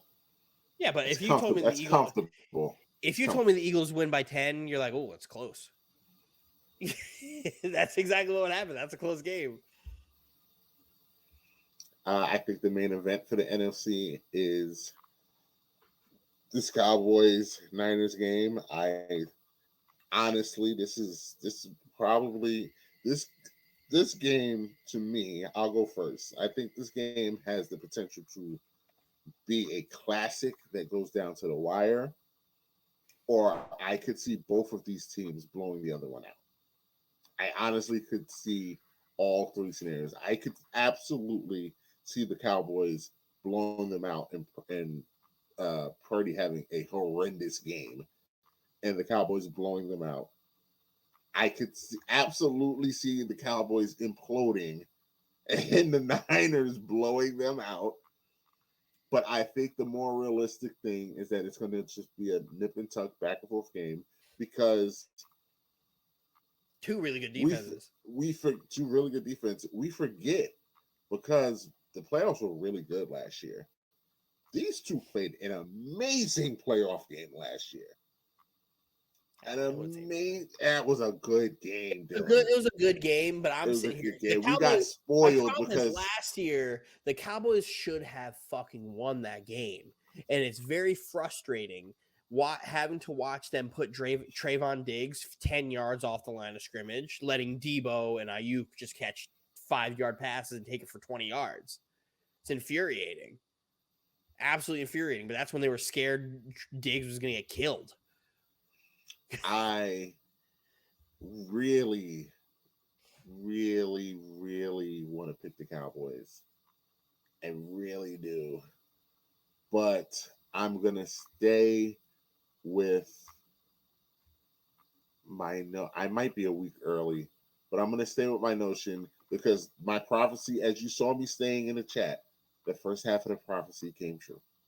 The Cowboys ran through Tampa Bay easily. Now they're going to come to San Francisco, and they're going to be winning the whole game, and then they're going to find a way to cowboy this game, cowboy up, and do as Hangman Adam Page would say, they're going to do some cowboy shit, and they're going to break their fans' heart, and the 49ers will find a way to win this game, even though everything in me is telling me the Cowboys are going to win this game. I don't trust them. As you were scarred about Tom Brady, that's how I am with the Cowboys. I really think the Cowboys are going to win this game because I think that they learned from last year. I think that they're not afraid of this Niners team because of last year. But they just find a way to blow it. So I'm going to bank on history. I'm going to be on my Stephen A. flow. And I'm going to pick the Cowboys to do some Cowboy-ish and lose this game 27-30. Wow. You and I are complete opposites here. Like I'm picking San Francisco. San Francisco is my Super Bowl team. I think this game's going to be a defensive game. I think the Niners defense is fucking unbelievable. So it's like I think Dak's going to have problems. I think we're going to see turnover Dak a little bit this week, and I think the Cowboys defense is going to do just enough to make Brock Purdy have to make some decisions in the games. Granted, you see, the Cowboys defense is weird to me because like they're so good. And like you're really making me like consider like Christian McCaffrey not being a factor in this game because of how good like Micah Parsons is. Mm-hmm. Like it's crazy to me. And I think Diggs' ability out of phase to just get in the way of passes, I think is going to be something that not even pisses Brock Purdy off, but fucks him up a little bit. We might see, and again, this goes back to a conversation we had, I think, yesterday. Brock Purdy hasn't played a good defense. Nope. The best defense he played was Seattle, and they can't stop the run. So they got the run game going, and then all of a sudden the floodgates open. Dallas is a good defense. Mm-hmm. Like I see the line here. The line is Niners 3.5. That's about where I would have. I would take Cowboys plus 3.5 there. Like I could see them losing by 3. I could see them losing by 1. And then the over-under is 45.5. Give me the under. That's high. Yeah, that's high. Under. Well, here's the thing. I have your score prediction 30-27. had them at 50. Like, yeah, I had them over 50. I'd take the under. I think we're looking at like a 17-20 game or even a 17-10, 13-10 game defensively. I think there's going to be more turnovers in this game than we're like anticipating because of how good these guys are, whether it's Dak throwing interceptions or Purdy doing something un-Purdy-like at this point. Not so Purdy. But I'm taking the Niners. I don't think it's going to be by a lot. I would like to see the Cowboys win. Like I hate my brother, but I like to see the Cowboys win for my brother because it's been a while and they're a tortured franchise in the playoffs, as are the Jets. But I also like to see him miserable, so I could talk shit to him. I would think you would want a Cowboy because I wouldn't want Eagles NFC Championship. Oh, son. And honestly, that's the game that I want because there's drama there. Because both teams beat the other team without their quarterback. Which goes back to like what I was saying in the chat yesterday, where I was like, I'm not going to sit here and say the Eagles and the Cowboys aren't good because really the only good teams they played this year are each other. And each time they played, true. The Cowboys beat 6 playoff teams. Yeah, they beat 6. And here's the thing. I don't care. Most of the teams in the playoffs stink. Now, this goes back to what I've been saying in the chat for most of the teams in the playoffs. Everybody stinks to Dylan. Most teams stink. Most teams actually do. 3 out of the 4 NFC teams are good. Right? 3 out of the 4 NFC teams are good. So but if you go back to that the Giants stink. If we go back to all of the teams that were here so far, the Dolphins stink, the Ravens stink, and the Chargers stink. Go with that. All right, this one. Okay, cool. Yeah, the Chargers stink, the Seahawks stink, the Ravens stink. The Ravens don't stink. Their quarterback's hurt. Stink. Nobody stepped up. Not my problem. Vikings stink. The Vikings actually the problem. Again, let's go back to this. The Vikings could have easily had 6 wins this year because of all the one possession games they play. The Vikings don't stink. The Vikings just have the worst defense of fucking all time. Also, a really quick tangent. Why the fuck are the Cardinals interviewing the Lions defensive coordinator? That's stupid. Idea. That's just stupid. You know why? That has Rooney Rule written all over it. But like, why would he actually get it? He did nothing. He did nothing to deserve a head coaching job. I'm sorry. He just coaches the worst defense in football. If you could coach the worst defense in football and get a head coaching job, then I don't know what you could do. The Dolphins stink. You hate the Dolphins. I'm a Jet fan. Yeah. But again, they stink. They don't stink. Their defense stinks too. They don't stink with Tua. Their defense does not stink. It's not great. It doesn't stink. Like everything's not black and white, Dylan. Everything's not. You're either great or you stink. It's not. It's either you're good or you're not.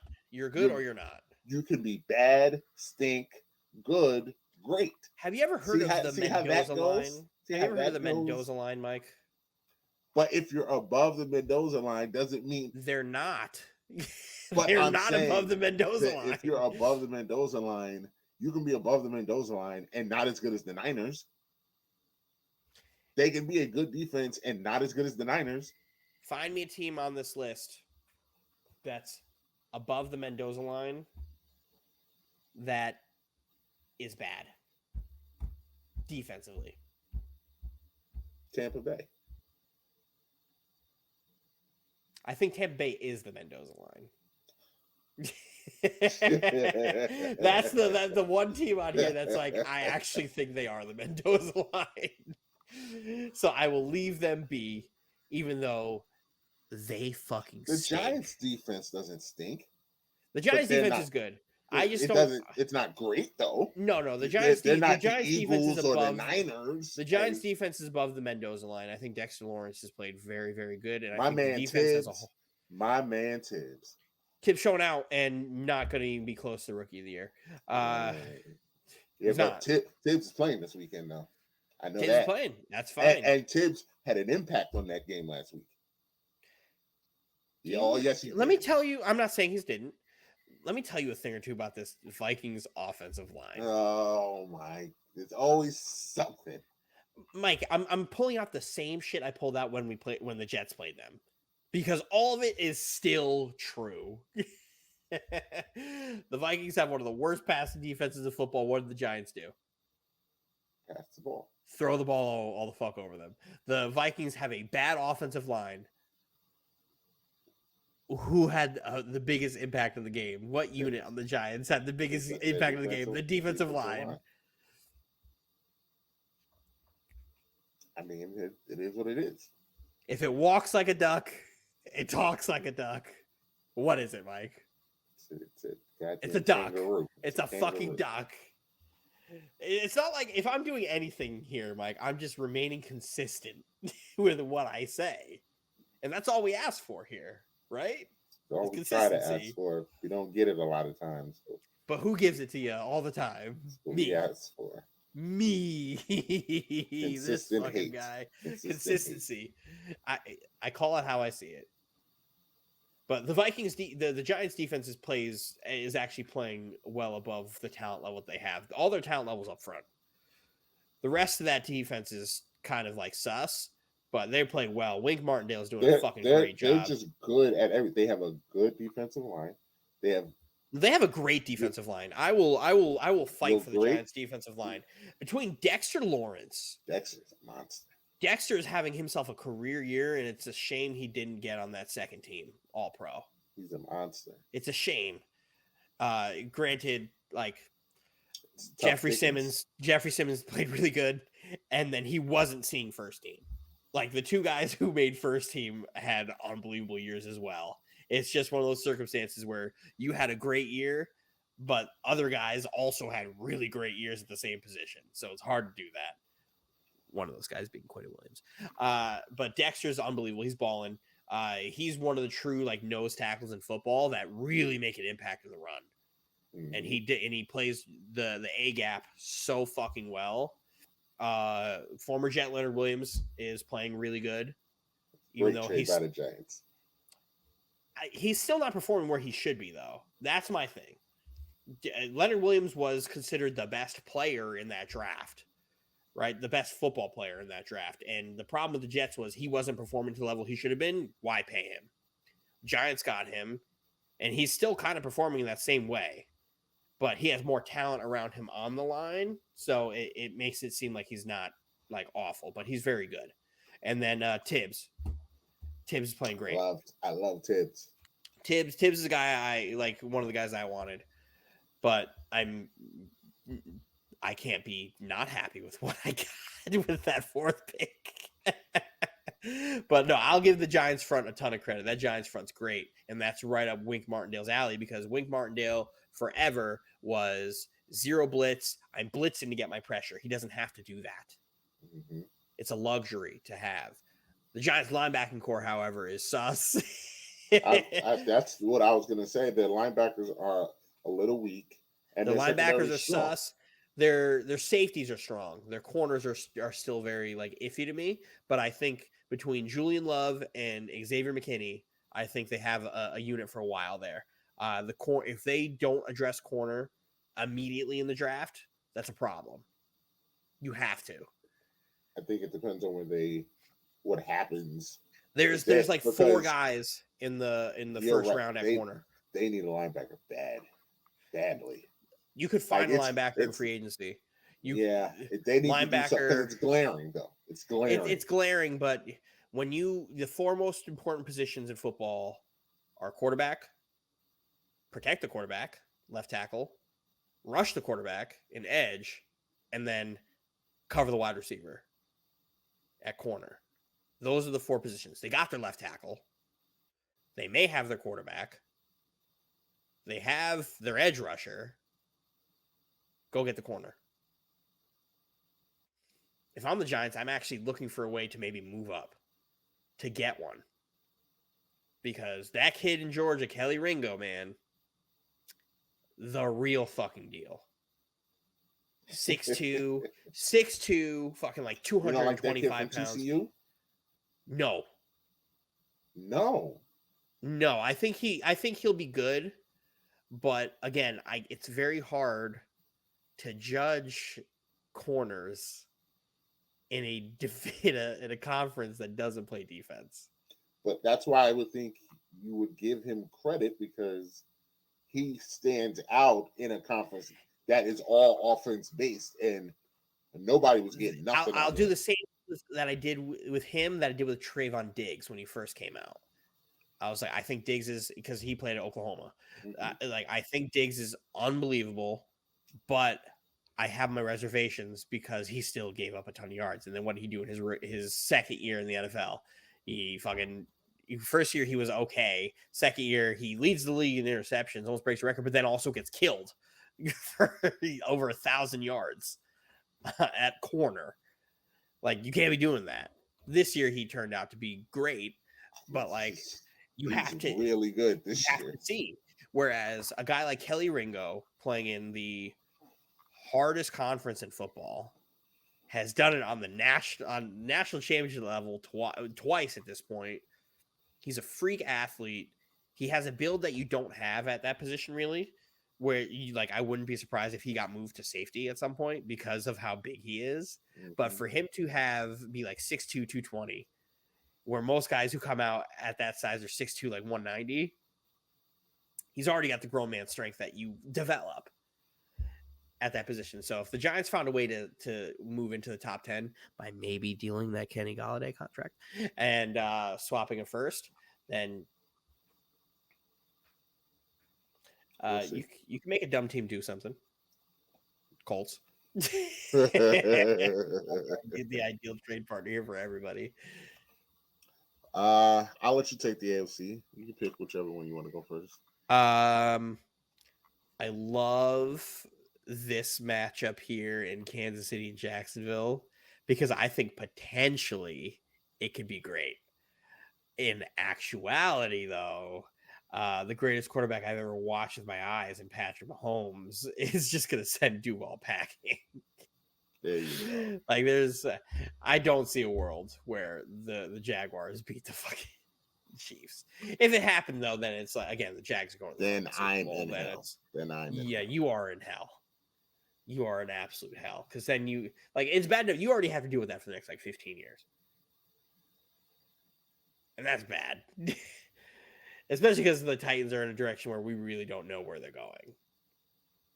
Well, we got a new GM. We'll see. New GM, and I think he'll be fine. But again, I don't know what the direction is because you guys are in cap hell. But the Titans, the Jaguars, you have to deal with that for the next fucking 15 years. So have fun. But this Bengals Bills game, if we think we're going I'm going with anybody but my boy Joe Burrow. You are fucking insane. You are fucking insane. The way this Bills defense is playing, the way the Bengals have been playing, the two hottest teams like in football are the Bengals and the Jaguars. And it's like, okay, cool. The Jaguars are going to put the flame out. The Bengals have a path here. The Bengals have a legit. Is this game, is this in Buffalo or is this at a neutral site? In Buffalo. Okay. Yeah, give me Joe Burt. It being in Buffalo makes you go, oh yeah, give me Cincinnati. It don't matter. It doesn't matter to me. Like, anybody can say what they want about Josh Allen. Josh Allen without Brian Dable has regressed a little bit, and I think that's being a little. He did hurt his elbow this year. I don't care. Don't play if you're hurt. If you're hurt, don't play. Right? Look at Lamar Jackson. You hurt, don't play. But he wasn't playing unbelievable. Like, yes, he was playing unbelievable. He was playing really good. He was playing really good. I don't think he was playing unbelievable. I never thought he was going to be the MVP. He was there in the conversation, but I don't think he was going to win it. He's not. What's the most important thing about that? What's the most valuable thing a quarterback can be, Michael? Win. Available. He only missed 2 games. How many games did Patrick Mahomes miss? He didn't miss any. There we go. The best ability is availability, and you lose. There it is. But no, Josh Allen regressed a little bit, injury or not. He has not been great, and I don't think Chris Sims made a good point on Twitter earlier today, where teams aren't scared of the other wide receivers on the Bills. And it shows because last time Gabriel Davis had a really fucking good game was that Steelers game? How many weeks ago was that? That was like 15 weeks ago. No. Because they played them like week 4. I had him on my fantasy team. I also did, and and I have not been happy with what I got out of him versus what I was expecting to get out of him. They're not scared of Cole Beasley. I don't know what happened to Isaiah McKenzie. He like fell off the face of the fucking earth. He And finished Gabriel with 48 catches for 836 yards and 7 touchdowns. Yeah, Gabriel Davis. Gabriel Davis is supposed to have like 70 catches and 1,200 yards. That was like the expectation of Gabriel Davis this year. And that's what he's getting. Like, the one thing I will say, though, is they are going to be targeting Eli Apple. Stephon Diggs is going to be on Eli Apple's side of the field every chance they fucking get. Mm-hmm. And I will never not laugh at that. Here's a funny thing. Because I was watching the Bengals game. My girlfriend was here. And Eli Apple got a tackle or something he did. And the announcer said his name. And she went, Eli Apple. I know him. Where do I know? And she was like, where do I know him from? Getting killed in the Super Bowl. And I was like, you know him because me and Dylan were yelling about him at the Super Bowl about how all the receivers in the league hate him and how we were all laughing at him for Cooper Kupp cooking him and packing him up in the Super Bowl. That's how you know him. Not for anything good, but because my favorite thing about NFL Twitter is NFL Twitter argues about everything, right? But they collectively shit on Eli Apple.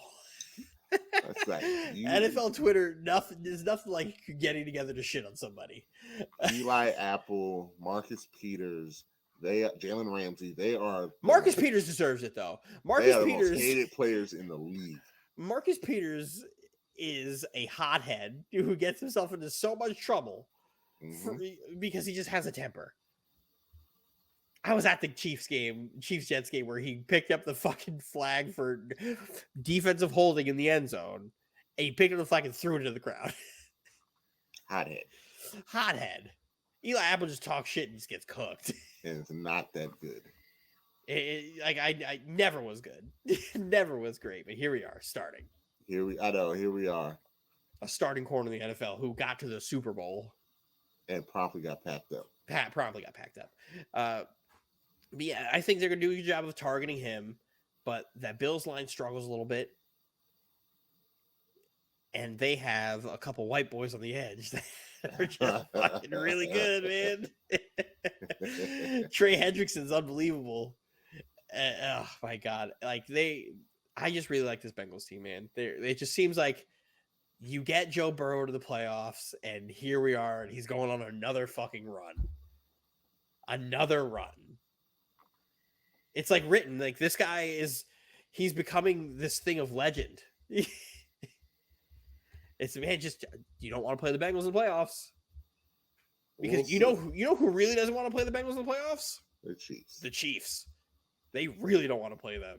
And I am looking very much so to play them, because the Chiefs are screaming to play Buffalo. Screaming because they want to get that get back from earlier in the year. Yeah, which was a good game again. They want that get back, but I don't think anybody in Kansas City believes they can beat the Bengals. I absolutely think everyone. I think Pat Mahomes thinks they can, but then Joe Burrow's going to come out with a cigar and be like, "Oh, I forgot I'm home." I just really like, it's crazy because I love Pat Mahomes so much, but I also really like Joe Burrow. So it's give me the Bengals, man. Give me the Bengals. Surprise, surprise, because you love the Bengals. My golden boys, my two golden boys in Pat Mahomes and Joe Burrow. As for me, as I said, there's no surprise. I've already said it. The Jaguars are getting packed up. They're getting packed up. They are who they are. They are who I think they are. You can give me 14 and a half. Oh my God. You know, the spread is 8.5. You give me double it. Give me 14 and a half. That's not double, but give me 14 and a half. They're going to get packed up and ran off the field. 14 and a half. I wouldn't surprise me, but 37-14. 37-14. Something along them lines. Something Maybe they get 17, maybe they get 20. Somewhere like that. Pack them the fuck up. Packed up. I obviously, if you've been paying attention, picked Buffalo to go to the Super Bowl. So clearly I'm not picking the Bengals. I do think this will be the best game of the weekend. I do think Cincinnati is good, but I just think Buffalo's just a little bit better than them. That's really, I don't have no scheme them up, put a play in it. I just think Buffalo's just a little better, not a lot better. I just think Buffalo's home. I think that will help. I think that will help. Bills Mafia will be in the building. It's going to be. It's not a night game, shockingly enough, but which only bodes better for the Bengals. But Bills Mafia will be in the building. I think they win. I don't have a score for this game because these two offenses just are too much for my brain. Yeah. So, I just think the Bengals have the best matchup. 5.5. Give me Buffalo 5.5. The best matchup wide receiver wise for this team. Like, this is the best defense left in the AFC. I would say no. No, in the AFC, it's the best defense left. I'd say it's probably the best. Yeah, it's the best defense. And like, they have the biggest advantage at the one thing they're really good at doing, and it's passing the football. And without Von Miller, they're going to have a hard time getting pass rush. I can't explain to you how they're going to do it, but I think the key to this game is Buffalo will find a way to get pressure on Burrow. I don't know how. Don't ask me how. That's not my job. That's not my job. That's their job. Expert analysis. But I think they will figure it out, and I think that will be the key to the game. I think they will get pressure on Burrow just enough. These two quarterbacks like to fling that football, so I think there will be turnovers, and I think it's going to come down to who's going to get the key turnover when it happens. But I think this will be the game of the weekend, and I think this is going to be. I think, honestly, if I'm being real, I think this is the AFC Championship game. But that potential Chiefs Bengals game is no matter what. Like, this Chiefs Bills Chiefs Bengals. That's it. That's what you want. Because the best quarterbacks are in, like, the best defenses are in the NFC. The best quarterbacks are in the AFC. Like, this is what you want. You have your Brady Mannings. Like, this is it. This is that next generation of Brady Manning, and then you have the triangle. Phillip Rivers. It's the triangle. Yeah. Phillip Rivers or Ben Roethlisberger. Like, this is it. Who's going to be Peyton Manning and who's going to be Phillip Rivers? That we're going to find out. Because we know who Brady is. Brady's over there in Kansas City. We know where Brady is. Who's going to be Peyton Manning? Who's going to be Phillip Rivers? We're going to find out. I feel like Josh Allen has a lot. I don't think it's going to be Phil Rivers. I think he has more Ben Roethlisberger in him than anything. That's 2 rings. It's 2 rings, and I think he get there. I just don't think this year. Like, I don't know. But this is great. I love this. And now, like, you have that potential of, like, Trevor Lawrence also throwing his hat in there of being in that Phillip Rivers. Because look, Trevor Lawrence is Phillip Rivers. Josh Allen's Ben Roethlisberger. Like, we got it. We did it. It all circles back. We did it. Because what happened whenever Phillip Rivers ran into Tom Brady? Loss. Chargers could have the best record all year, look unstoppable. Boogeyman lose. Chargers could get the game-sealing interception on a play in the playoffs and have the idiot try to return it, and then the Patriots cause the fumble to recover it and then go to win the game. It's something stupid. All things that have actually happened in a playoff game. So there we go. So we have it. So I have Chiefs, Buffalo, Eagles, Niners. Regrettably. And I think you have the same thing, except you have the Bengals. I got the Bengals. Who dey? EAGLES Eagles. But I used to pray for times like this to run like this. Don't sleep on Big Blue. Don't sleep on Big Blue. Sit there when the Eagles beat the Giants. When I video chat the group chat and I start rapping dreams and nightmares, y'all can't say shit to me. You can't say it to me. Hey, well, no, But you're in a win-win situation of here. course, I'm in a win-win situation. I literally cannot lose because the Eagles and my man Jalen Hurts will be in the NFC Championship game, or the Giants will be there. But then it's also I'm in my win-win situation where it's like, oh, I have an NFC champion, NFC East team losing both rounds. It's great. Once these guys run into real teams, what happens? Don't let the Cowboys win. Oh, yeah, don't let the Cowboys win. Don't let the Cowboys win. I think America doesn't deserve the Cowboys win. I think honestly, we deserve as a country, we deserve Cowboys, Eagles, Chiefs, Bengals. But it feels weird saying because I think America's fallen in love with Buffalo after what happened a couple weeks ago. Yes. So I think I don't think we have a. It doesn't matter as long as the Jaguars don't win. It doesn't matter what we get in the AFC. But I think America needs this Cowboys Eagles round 3. I'm telling you right now, if the Cowboys beat the Niners, I'm going full bad guy.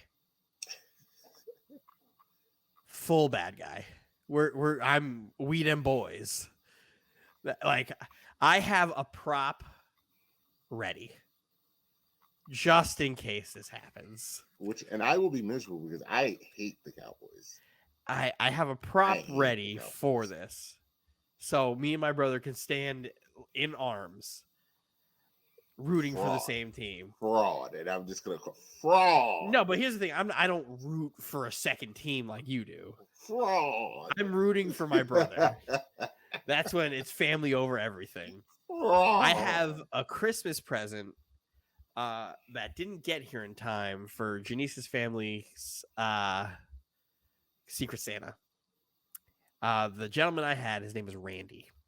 He is the father of Janice's cousin's child. He is a Cowboys fan. I didn't send this back to Fanatics, but I have a prop that I will be popping out if the Cowboys win. And I'll be doing a full tilt. We them boys. And I'm going to be unbearable. Because if the Cowboys knock out my Super Bowl team, then I have to, that's it. Just like you did last year. Yeah. What do you mean? The Bengals.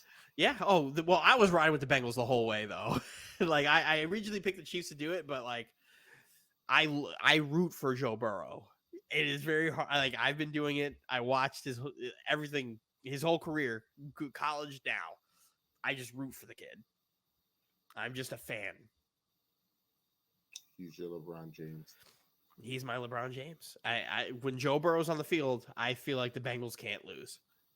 They're going to lose this weekend. But if they don't, and I will be sitting here saying, Michael, I told you so. And I really I think don't get me on I told you so. I think we still have our Joe Burrow with the cigar. Oh, this isn't my laptop. I think we still have that in here. Ooh, no. No, I think it's on my computer. Oh, on your computer? Yeah. Oh, yeah. We could.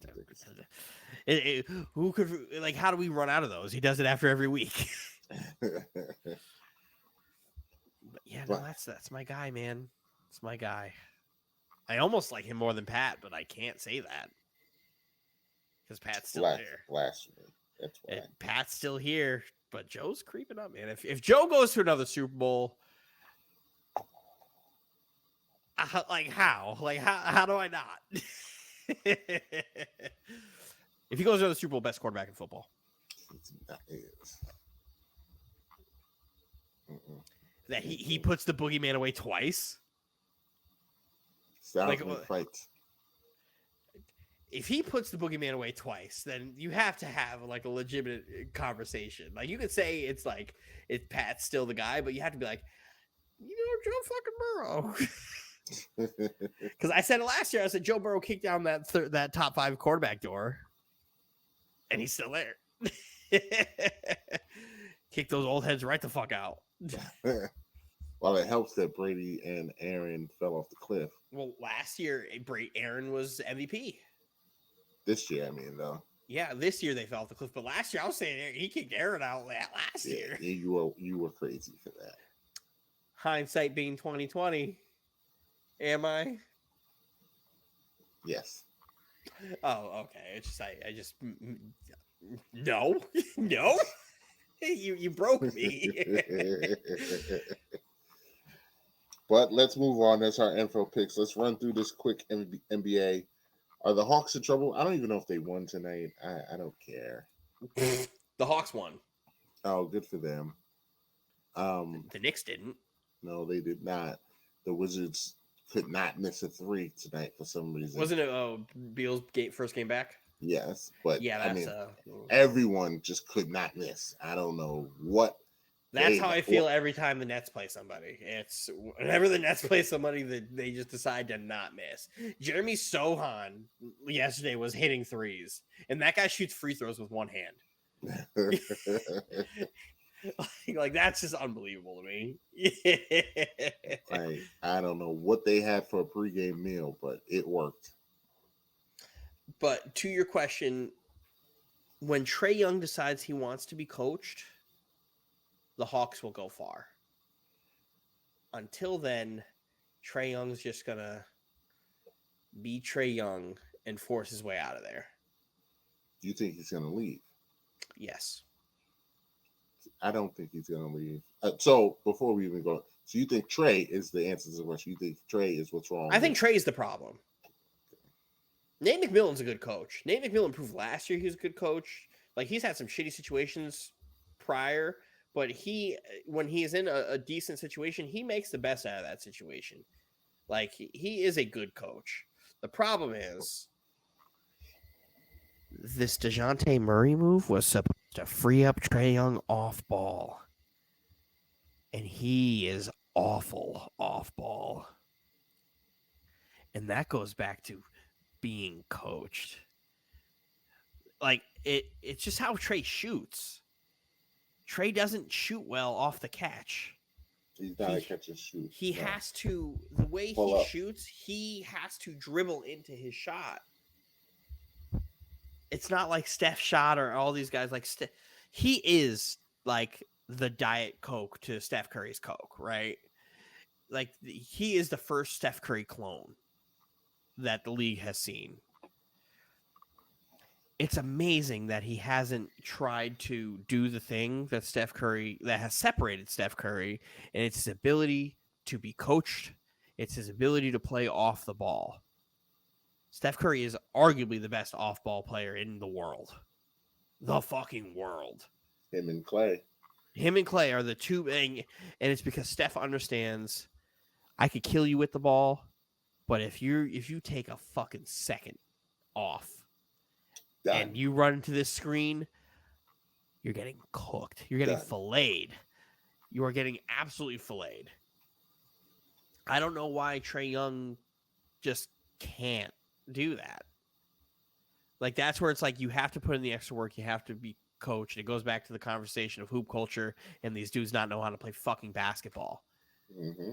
Granted, Trae Young is a really good facilitator and has a high IQ. I think his problem is he's just can't be coached. He's a gunner. That's his problem.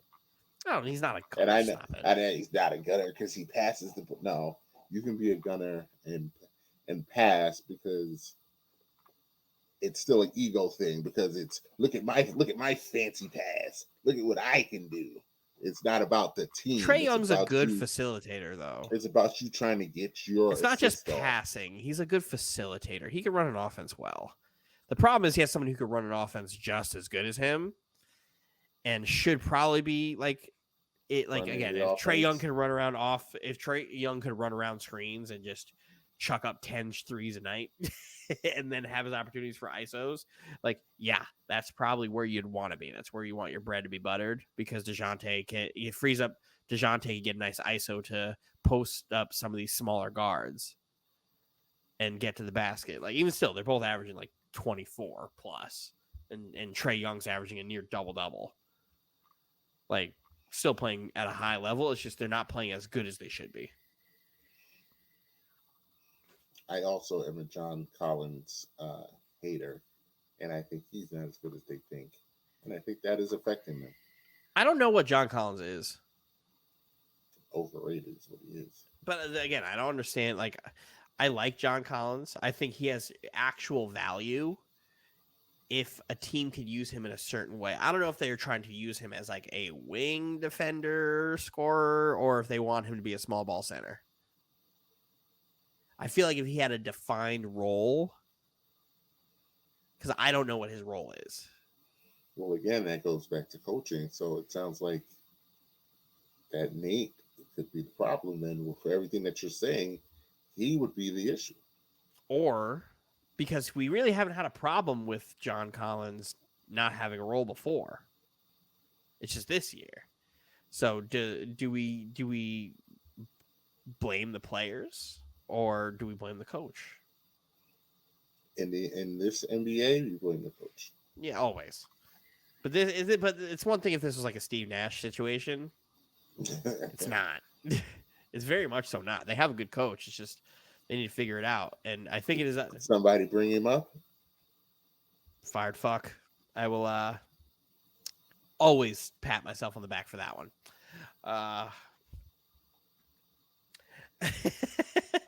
But yeah, who knows? Who knows the situation? Obviously, Nate McMillan will be fired first. But if Trey requests a trade, I don't know where he goes. I don't either because they're going to want a haul for him.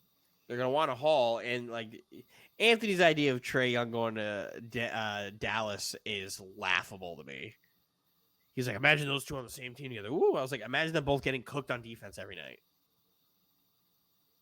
And the fact that, as you stated, both of them are not good off ball. They're both terrible off ball. They're both too ball dominant.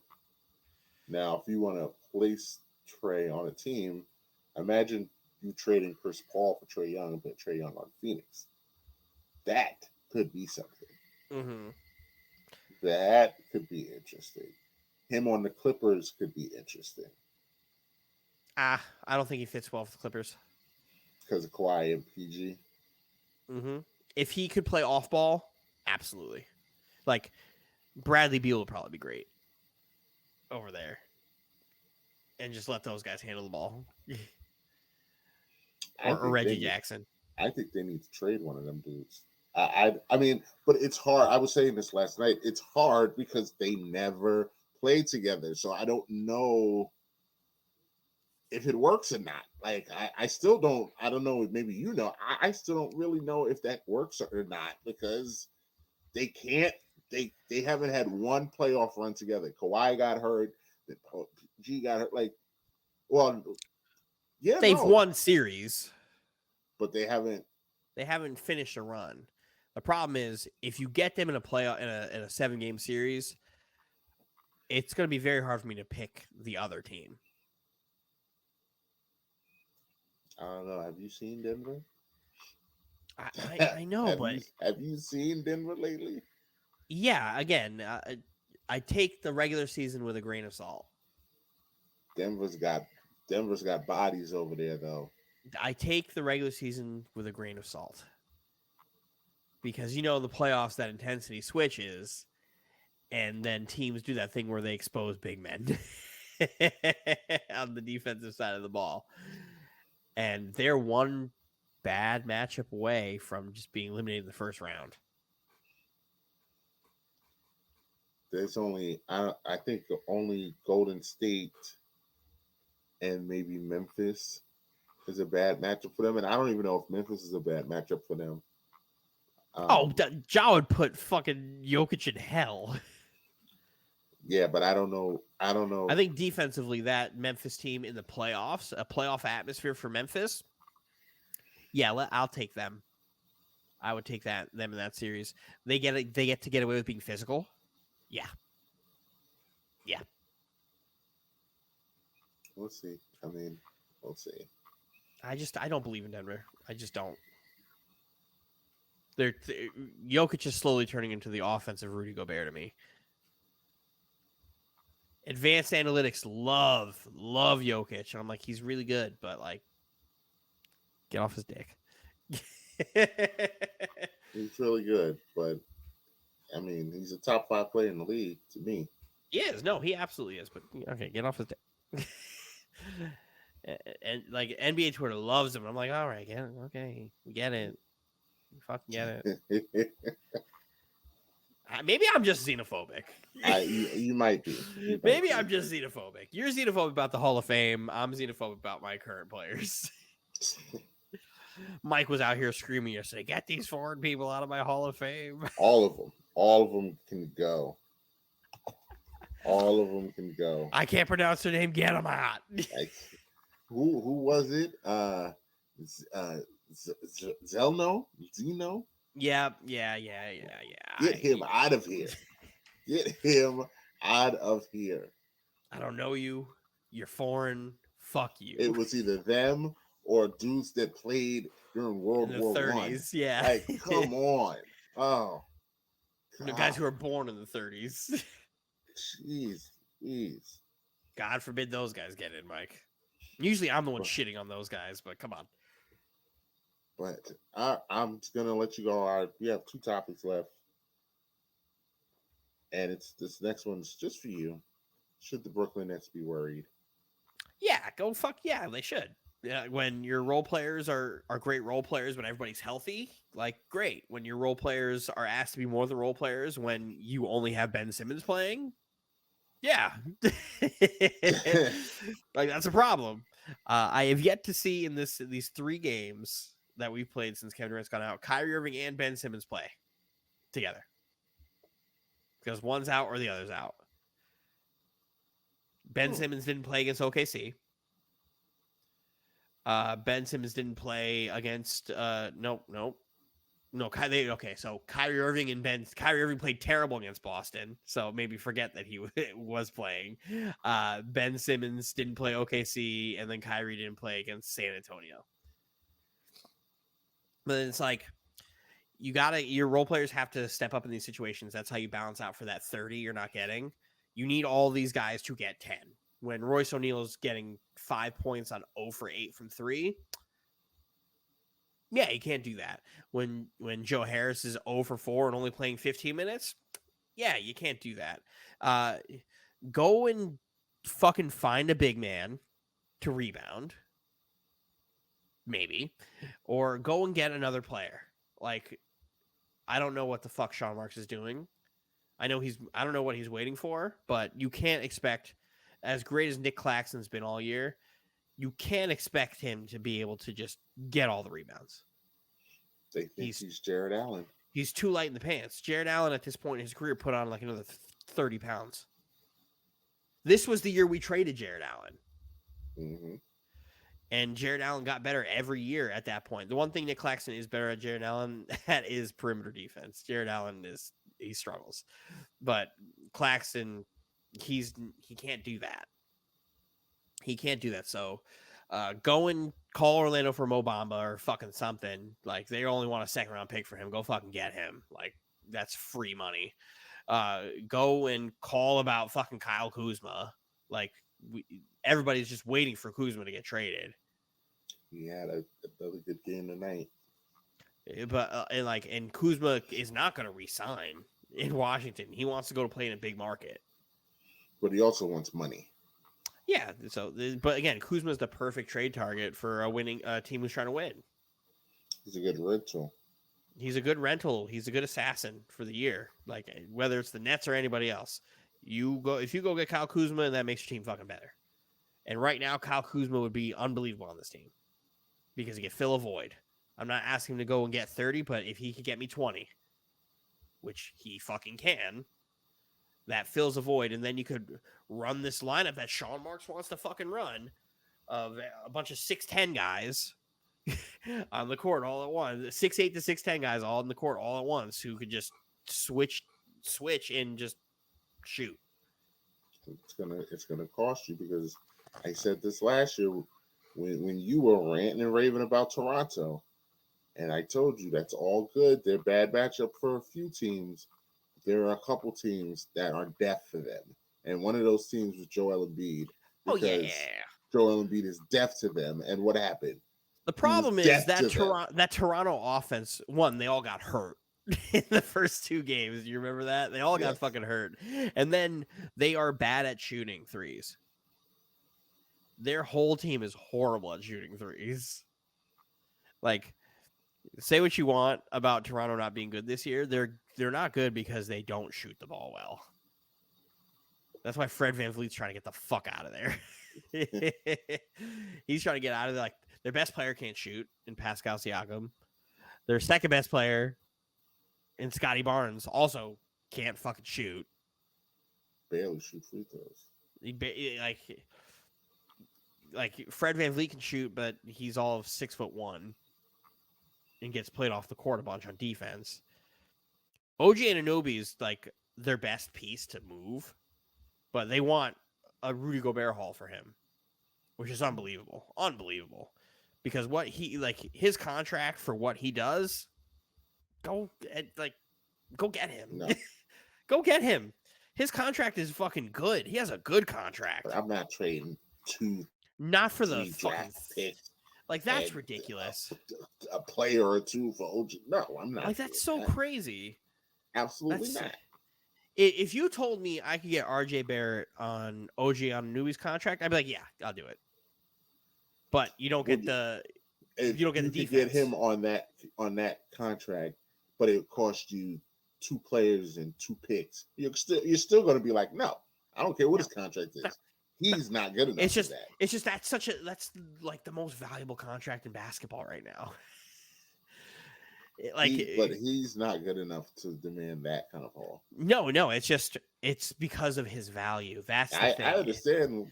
That's why they're like, oh, you want a player who can give you 16 on 40, 38, and 84% shooting, like shooting splits, while also being like 115 like defensive rating.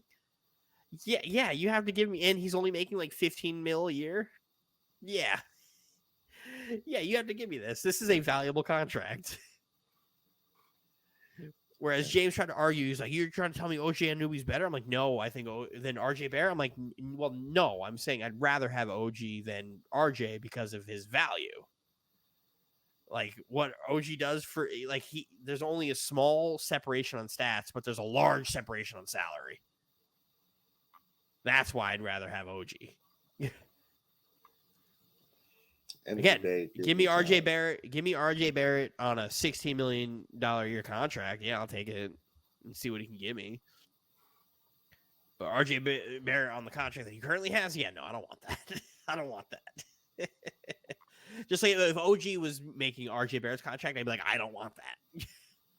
That's a bad contract for OG. Not a great contract for RJ. It's a bad contract for him. Yeah. So I was like, oh, well. We move. We need to get the Nets. Just need to do something. Whether it's John Collins, Kyle Kuzma, Miles Turner, like save somebody from their situation. Like, I just don't get it. We'll find out in a couple weeks. But I've been pounding this table for months. I've been saying this since the day the season started. Y'all are too small. I've been pounding this table for months. I don't get it. Like, I like the idea of being able to run small, but you have to be able to do something. Like, this team is never going to beat Philly. This team is never going to beat. I think I think we actually match up well against Milwaukee. That's the difference. We match up better with Milwaukee than we do with Philly. But the problem with Philly is their role players stink.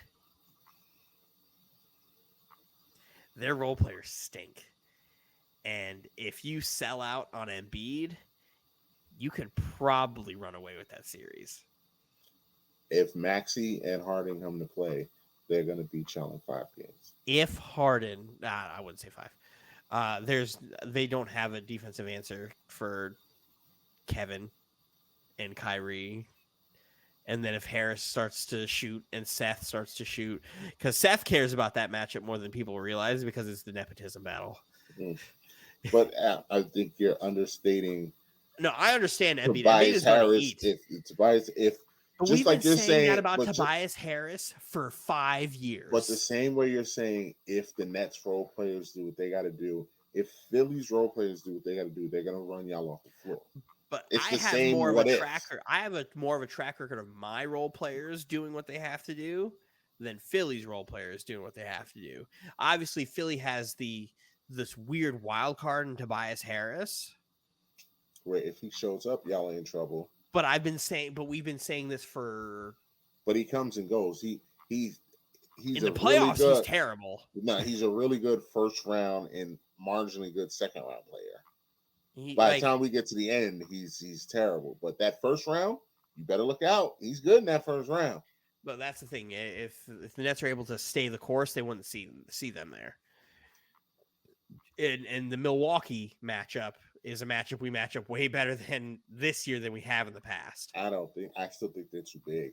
I really think they're too big. The Nets have bodies. The Nets have bodies to throw at Giannis. The way that Brook is playing with Brook, Giannis, and Portis, I just think they're too big. Well, the problem Drew here is Kyrie issue. He doesn't though. But that's the thing. Drew Holiday historically does not give Kyrie issues. I think Kyrie cooks Drew Holiday. Okay. I think Milwaukee gives y'all issues. I think it's going to be, obviously, I think that would go 7, but I think we match up better this year than we have just based off of what I watched with them, because Milwaukee's problem is it's Giannis. You do the thing where you figure out who's going to guard him, and we have 2 guys who have showed that they can be capable in doing that, in Claxton and Ben, where they make life difficult for him, where if you could force Giannis to turn over the ball, which they have done, then you can make problems. Then you go into the Bucks role players. They stink. The Bucks role players have failed them many a time. Many a time. We could go back to their championship run. Their role players failed them then too.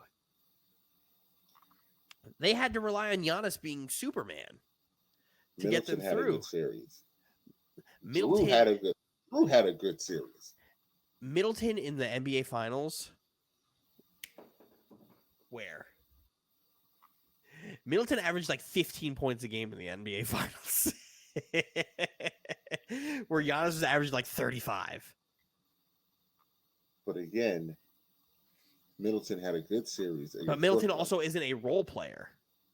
Middleton is the number 2 guy. The problem is the Nets number 1 guy and the Bucks number 1 guy are going to get numbers. The Nets number 1 guy and the Bucks number 2 guys are going to get their numbers. It's everybody down that matters. So you're telling me that Drew Holiday is going to get outplayed by either Ben Simmons or Seth Curry? Drew Holiday, except for that game he played against you guys, where he just found every Hall of Fame shooting badge of all time. We know what Drew Holiday is in the playoffs. So you think he's washed? No, I don't think he's washed. It's just that's not the player he is. I think he's fully capable of getting. Do you remember last year in the? Do you remember last year in the playoffs? 15 and 20?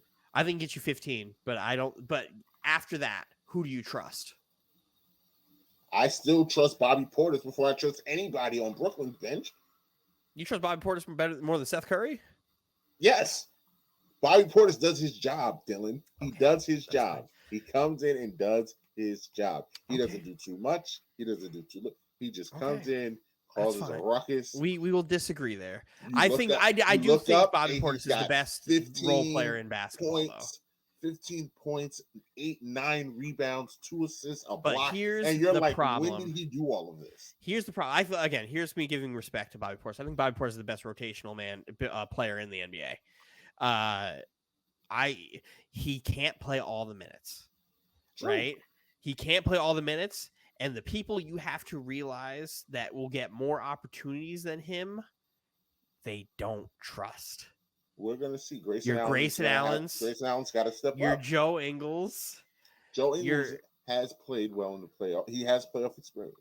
So, okay, you leave Joe Ingles open then. You leave him open. Right now, I will leave him open. Because remember, this isn't the Joe Ingles that we saw a couple years ago. This is Joe Ingles coming off of an ACL. And we know those don't recover. But again, defense would win that series, and I think we match up better. I think we match up better than they do. Team. Stats don't say that. Do you think Brooklyn's a better defensive team than Milwaukee? If I pulled up numbers and they said that they are, Brooklyn is a better defensive team than Milwaukee. Yes, because I have numbers and stats on my side. You watching both of those teams, you think Brooklyn plays better defense? I watch Brooklyn play better defense against them. I hope they play. I hope they do too. I really hope they play. I hope they do too. That's something I actually really want. I saw the recipe to beat them. Milwaukee to me is the boogeyman for y'all. I actually think Brooklyn can beat Boston. I think Milwaukee can beat. Brooklyn can beat an Ime-less Boston team. I think Brooklyn can beat an Ime-less Boston team. I don't know. I'm still waiting. Philly scares me. I have to trust see. James Harden, but after that, I think the East is open. I think the East is open too. That's where it's like the Milwaukee-Brooklyn match, a potential Milwaukee-Brooklyn matchup is something I want. And it's purely it's not even because I hate Giannis. It's because I saw a recipe to beat them, and it all starts with making Giannis's life difficult passing. That's where it starts. If you have somebody who can meet him at the point of attack once you get to the 3-point line, when he starts to drop his shoulder and start playing football, like it makes a difference. And Brooklyn has two guys who could do that. And I saw him when he tried to judo throw Nick Claxton when Nick Claxton grabbed the ball. If you can frustrate Giannis, you can make it work. It's the same thing with the Nets. If you get Kevin Durant in turnover fucking mode, you're gonna win. We'll see. That's still a couple months on the line, and this could all be mute because, like you said, we don't know what trades Brooklyn's going to do. And if Brooklyn pulls off a trade where they can get a guy like John Collins, and then you have a third guy that you could throw into that fucking throw a body at Giannis who could defend him rather well. So here's a different fresh body. You have down the fucking 3 possessions in a row, a different body on Giannis that could do something different. The strength of Ben, the length of Claxton, and then the versatility of John Collins. That could be troublesome. Can it not be? It can be. Now I'm smiling because I like how you went all the way without saying that they'll beat them because you don't want to be too cocky. I think they can. But yeah, I think they can. Obviously, I can't predict anything. I'm not going to say anything because you don't know what's going to happen. I don't know what team would walk into the playoffs. But can we call Nikola Vucevic over here or fucking something? I'm getting sick of this. That'd be a good pickup. I just want somebody who could fucking rebound, man. Rebound and shoot. He'd be a very good pickup for y'all. Pull Brook Lopez's bitch ass out of the paint. My point is, as currently constructed, I think Milwaukee is winning that series. But my point again is I don't trust their Javon Carters, their Grayson Allens, their Joe Ingles is I don't trust those guys. And those are the guys that win you series. Just as they were the guys that lost them last year. They lost last year because Chris Middleton got hurt. They lost last year because Chris Middleton got hurt. If their role players made their shots, they win that series, Mike. They lost last year because Chris Middleton got hurt. When your shooters in your lineup don't make their shots, Dylan, they lost. They went to 7 without him. That's the thing. They went 7 without him, and if we can speculate that they win that series. But again, we don't have the ability to see that, and there's not even hindsight to show you that. All we can go off of, right, is what actually happened. And when you go and you see what actually happened, you get the Grayson Allen's missed a ton of fucking shots. Drew Holiday couldn't score more than 14 points a game. And do you not remember last year Anthony screaming from the rooftops, Drew Holiday should be scoring 25? And I'm sitting here, Drew Holiday's not that guy. Like, he doesn't do that. That's not his role. He's like, but it needs to be. I was like, Drew Holiday is not the person who's going to do that. Very rarely is he going to take that upon himself to do that. That's not his role. That's not what he does. So since you didn't get the extra 5 to 6 points from Drew Holiday, and then your guys are missing threes, that's why they lost. Not because Chris Middleton didn't play, because guess what? Middleton's not in that stat sheet. He's not in the box score. You can only go based off of what actually happened but on Dylan, that argument. That argument doesn't serve because it does. We're not gonna sit here and act like we all don't know that if Kevin Durant played in that finals, that Golden State wouldn't have beat Toronto. Like, we're not going to play this game. We know Golden State would beat them because Golden State would have been better. I know when you're in a situation where you're with Chris Middleton, you were in a situation where you were in the 7-game series and you went to 7 games without him, your second best player, and they still could have won. That's the difference. Dylan, they still could have won. What happens if you add that talent? They are better, which means that should get them over. But again, you can't ignore what the product on the court was, right? Because guess what? He didn't play. So you can't ignore what the role players did and or didn't do. Different with him on the floor because they're not stretched as thin. You don't need Drew Holiday to get that extra 6 to 8 points because Chris Middleton is there to pick that up. You don't need Drew Holiday to get that extra 6 to 8 points if Grayson Allen doesn't go 0 for 4 when he shoots. If Javon Carter doesn't just chuck up bricks when he goes 0 for 3. Like, those are the things that make up for it, right? When your role players do what they're supposed to do, you win. Perfect example. Game 7. Who hit every fucking open shot imaginable in that Game 7 in that Boston-Milwaukee series? Do you not remember? No. Grant Williams. Oh. Grant Williams hit every fucking three-pointer that he fucking took, and he went fucking supernova. But Dylan, are you going to sit here and tell me that in your heart, you do not believe that if Kyrie does not get hurt, they don't beat Milwaukee? Oh, no. I believe. Well, I'm a fan. That's the difference. I'm a fan of that team. It's a little bit different here. And I also have every reason to believe because Middleton didn't play in that series. Kyrie did. So I have proof as to why I think that. Because remember, packed up by 40. You remember packed up by 40. That's why I believe that. If Kyrie didn't play, then I'd be like, oh, I don't know.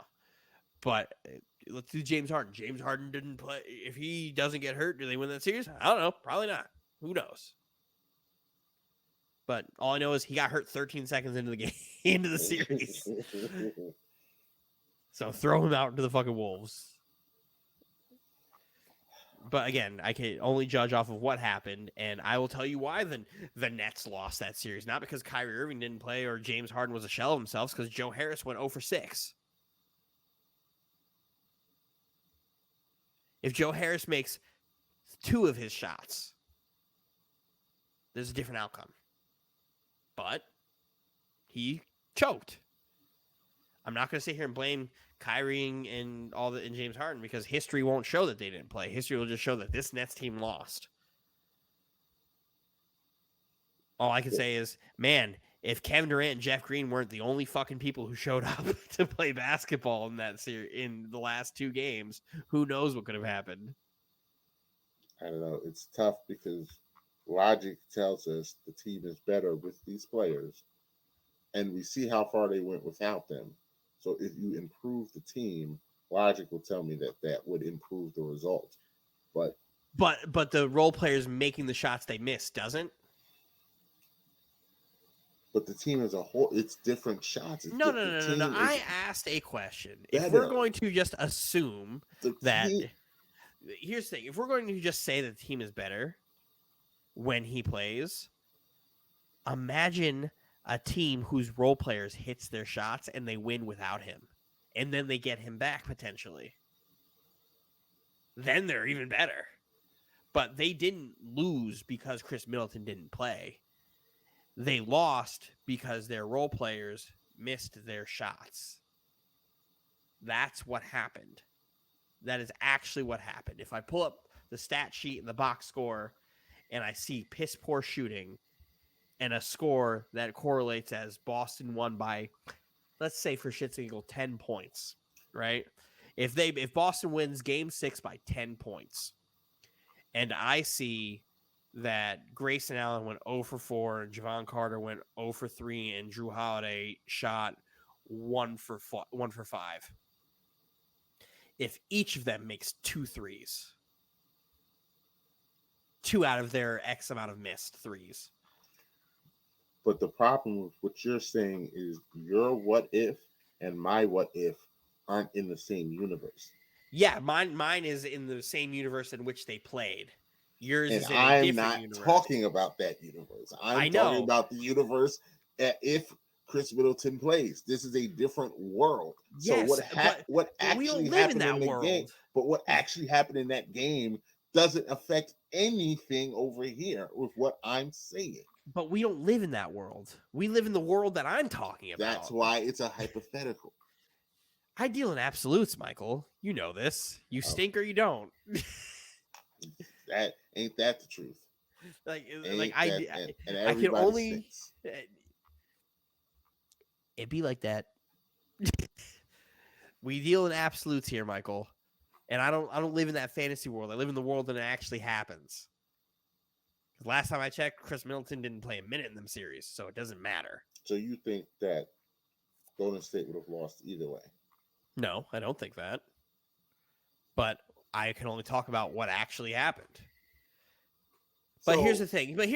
Hold on. Let me go ahead and do this. Me for thinking it's the same thing. Because Chris Middleton never stepped foot on the court in those series. Kevin Durant and Klay Thompson did. Kevin Durant played a quarter. No, he played 2 quarters. 2 quarters. And was playing a third. Listen, if you step on the court and play and then something like that happens, then yeah, I'll give you, like, I have every right to say if Kyrie Irving didn't get hurt, we could have won because he played in that series. He impacted that series at some point, correct? Yes. Kevin Durant impacted that series at some point, correct? For a half. He was cooking. Minutes. He was cooking Kawhi Leonard. I don't think he played more than 10 minutes. Though. He was cooking Kawhi Leonard. Did he not make a difference in that series? No, they still lost that game. He was impacting that game. Did he? Was he not? Was he impacting that game? Did they win the game? In the minutes that he played, did he make an impact? Yes or no? Yes. Did they? Okay, cool. So he impacted the game. That game, though? No, because he got hurt. But he played. So this is the Rod's argument. He played though. But he got hurt. Doesn't matter. So now his impact is more valuable that he's off the court because he was playing and already made an impact, where Chris Middleton didn't play a second of the series. So he made 0 impact on the series. So if a guy plays in the series, makes an impact, and now you no longer have that guy, it's different. If you go into the series never having that guy, you don't have to prepare for life with him. You are running from the fact that you understand what I'm saying, and you do not want to give that up. You know exactly what I mean. You know that there are countless situations where we... Do you think that we just said it earlier in tonight's show that if Lamar Jackson played against the Bengals, the Ravens win that game? They probably win, but we don't know. We don't live in that universe. Who's fighting in March? I'm done with this with you. I'm not doing this. I'm tired. I don't want to do this anymore. We have one topic left. Dylan wins. I'm not running in circles with you. Dylan wins. 4:00 in the morning. Well, a certain man has announced that he's fighting. He sent the fax He's back. It's the GOAT. GOAT Jones. John Jones. How do you pronounce? It's Cyril. Cyril right? Gahn. Cyril. Cyril Gahn. Tricky with his first name. Cyril. The key word here is the vacant heavyweight title. Yes. Because Francis Ngannou, the real heavyweight champion, went into a negotiation reaching for everything. He wanted sponsors. He wanted sponsors, their own sponsors on the tights, which I get that. Think that should be a thing. But in the deal that you have, that can't, with the UFC, it can't be done.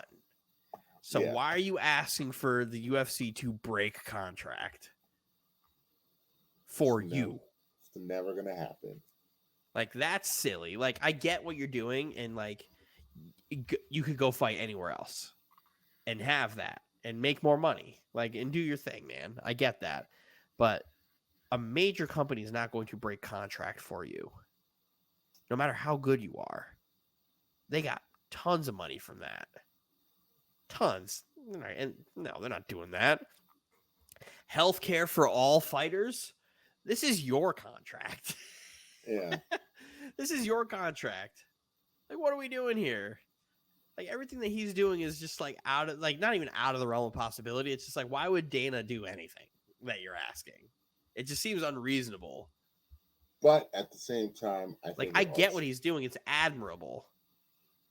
It still comes down to money. And, you know, we could put all this out. We know what the bottom line is. The UFC didn't want to pay him. They didn't want to pay him because they're cheap. And they don't want to pay these fighters anything. And it would have cost them more money than they would have wanted, because the money it would have cost them to pay John Jones, who could negotiate every fight, and Ngannou, who can negotiate every fight, they would have actually had to pay them what they're worth. The problem is that fight would have been massive. And the UFC still is too cheap to do it. Still too cheap. The problem is you pay Ngannou that money, right? And this isn't me defending the UFC or anything, but here's like the situation that you run into when you pay him that money. The heavyweight division isn't good. It's not, but you have a star. You have two now stars. So what happens after this fight, right? Let's say this is Ngannou Jones, and you do that fight. It does major numbers. Who do you fight next? That man. Again, after we saw Ngannou wrestle him. Yes, which was one of the most horrifying sights I think I've ever seen in my life. You sell it because we all know that Ngannou was on one leg. We all know that. It's documented. He was injured. Yeah. So that's how you sell that fight.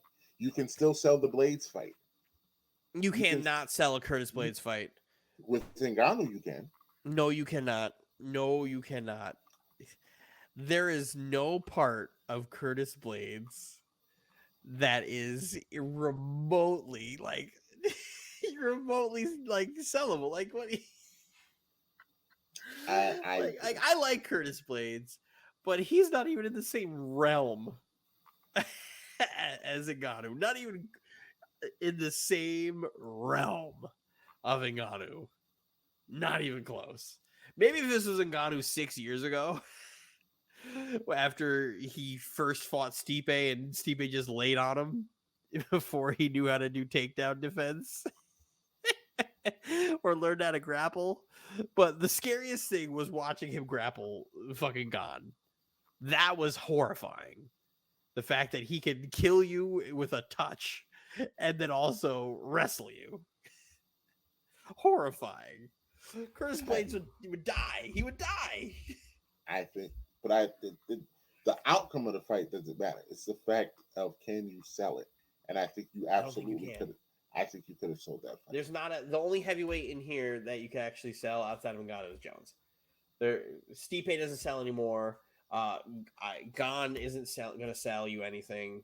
Curtis Blades is the closest thing you could probably get, or Derek Lewis, but he stinks.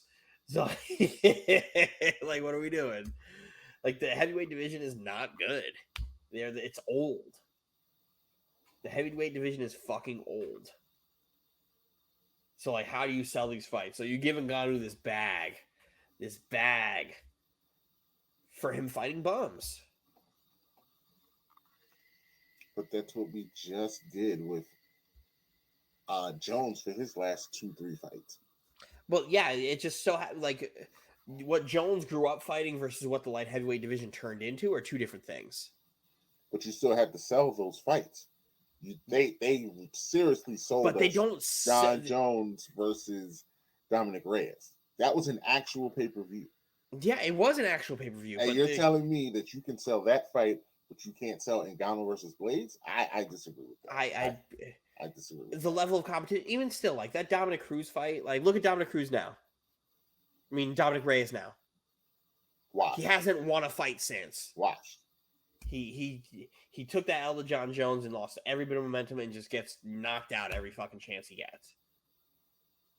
Like that light heavyweight division was not good. The light heavyweight division now is better than what it was like 3 years ago. I don't think so. It's still weak. It's weak, but it's better than it was. It's not the murderer's row that John had to go through when he became champ. When he won it. Like, but I mean, we're about to have he won it and then did like his first 6 defenses. We potentially could have a 42, 43-year-old as a champion. Ngannou's like 60. We ain't never seen an Ngannou birth certificate. Now, isn't Ngannou like in his 40s or 38? I don't think he's that. I think he's like 34. Francis Ngannou. Where's the Wikipedia? Does it not have his birthday? Oh, he's 36. There you go. And John Jones is 35.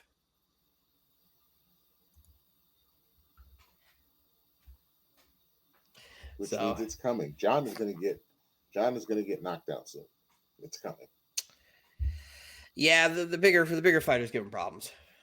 Those are the only guys who have ever given him real problems are the bigger dudes. And in DC when he clipped him. Mm-hmm. John likes to stick his chin out. A lot. But John has a chin. That's just the difference. John has a fucking massive chin. Like he that shit's made of granite. He ate Dominic Reyes' punches. Like he ate Thiago Alves Silva. Thiago Silva. And then the Gustafsson war. That is the biggest what if to me. What if the judges would have went with Gustafsson there? God, that was forever ago. It was. I was still living in my mom's house when that fight happened. God, what year was that fight? Like 2012, 2013? I think 13.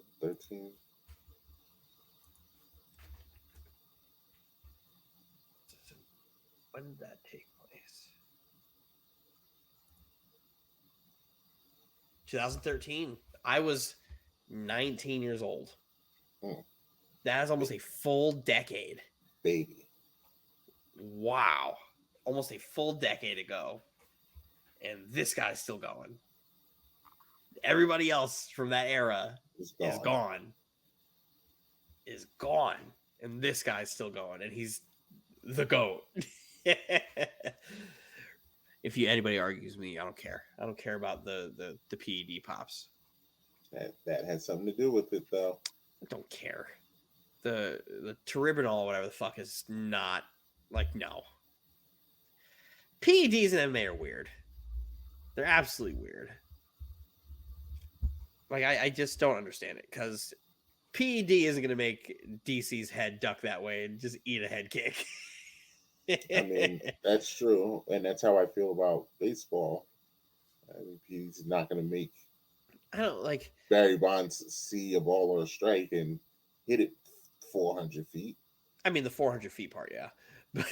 maybe 360. Yeah, but a home run's a home run. Like the whole, he was taking Viagra to do this. So like, okay, I don't care. Like Chad Johnson popped a Viagra before every game. That shit doesn't bother me. The fact that he was using a powerlifting like supplement that ticked off the USADA tests, like that's what's like, especially because at that time with the DC fights, he was like powerlifting with his brother. And he coked out. And coked out, yeah. And again, coke's not good. Like binging coke after and before a fight, probably not good. If he was doing coke like right before the fight, then yeah, I'd probably say he's cheating. But if we're gonna do that, then Lawrence Taylor's a fucking cheater. Because that man was doing fucking coke in the locker room before games. Doing lines on the fucking sideline. We'll see, but I know nobody has a resume like this man. No. His resume is untouchable. No, his is pretty good. Untouchable. The goats that he beat up. This man beat the fuck up. We'll have to have a chalk talk on this topic. Yeah, because the only other person you can tell me is Anderson. That's the person that I have in my mind. It's the only other person is Anderson. But even Anderson's level of competition for a while wasn't as good as what John's was. We'll have a chalk talk on this. Yeah, go ahead and beat up Chael's son twice. Even though he was losing that first one, and then he just probably beat the shit out of him. Shout out to GSP. Shout out to GSP. It's my guy. All right. Look at us. 2 men, 3 hours. Doesn't change. Doesn't change. Nothing changes. But it was fun. It was fun. No trivia tonight because honestly it's just 2 of us. So yeah. Follow us. Hit that like, share, subscribe. We're getting a little better on the socials. Hopefully to continuously get better on the socials. Everyone that watched our last episode and drove those numbers up, we appreciate you. Gracias. Yeah, Dylan, go ahead, take us home. That was the thing up here where you can find us on every platform: Apple Podcasts, Google Podcasts, Spotify, iHeartRadio, Amazon Music, Twitch, YouTube. We're on everything. Yeah. So Dylan, go ahead. You don't got to give me the solo. We can just stay like this. It's just the 2 of us. _podcast Poppy _ on all social media platforms. Appreciate all the listeners. Last episode that went up. Thank you for watching. I think it was really cool to put the love back into the editing process. Even though like whenever we have trivia, I always like. Because I have to. Because usually with the pods, with editing them, I can skip a bunch and get to certain parts and do what I have to do. Trivia, I literally have to sit there and micro listen to every millisecond of it to make sure I could get the corrects and the correct dings and the incorrect buzzers in there, while also still making sure the music plays all the way through. It's a fucking it's a 45-minute ordeal to edit the fucking thing, but it's always a good time because the product always comes out great, and the ones that I put the more love into always end up performing rather well. So it's good to see my point proven. But yeah, hopefully we get some cool chalk talks going. Me and Mike talked about some ideas last night or earlier before the pod about doing some shorter form content as well when we all have free time, because that share screen feature is untapped potential for real. It's very fun. So yeah, thank you for listeners. Follow on all the platforms. See you next week. Yes, I will echo that. Thank you everyone for watching, getting those numbers up. We are committed to being more active, letting y'all know where to find us and how to reach us. And like Dylan said, we're going to have some more content. That's what we're all about this year, is content. Follow me on the socials, IAM_MBJ on the socials. Shout out to the fellas. We hopefully will have a full house next week. Not sure. Roz will be joining us hopefully soon. He's in the process of relocating. So whenever he gets internet and he's back on the grid, he'll be back on the show. Captain Hindsight, Captain Literal Man. Captain Hindsight himself. We will have him back. Shout out to Breezy, everyone. And we'll Breezy had a long day yesterday. Yes, he did. had a long day. Yes, he did. I know he had a long. He was barely in the chat today. Oh, he's probably on snore number 16 right now. All right, Anthony just disappeared completely. But shout out to me for beating Anthony in Madden today because Anthony ran from me today. Anthony was running. Absolutely ran from me. So we'll take the win. And we are out. We will be back next week. And with that, we say good night.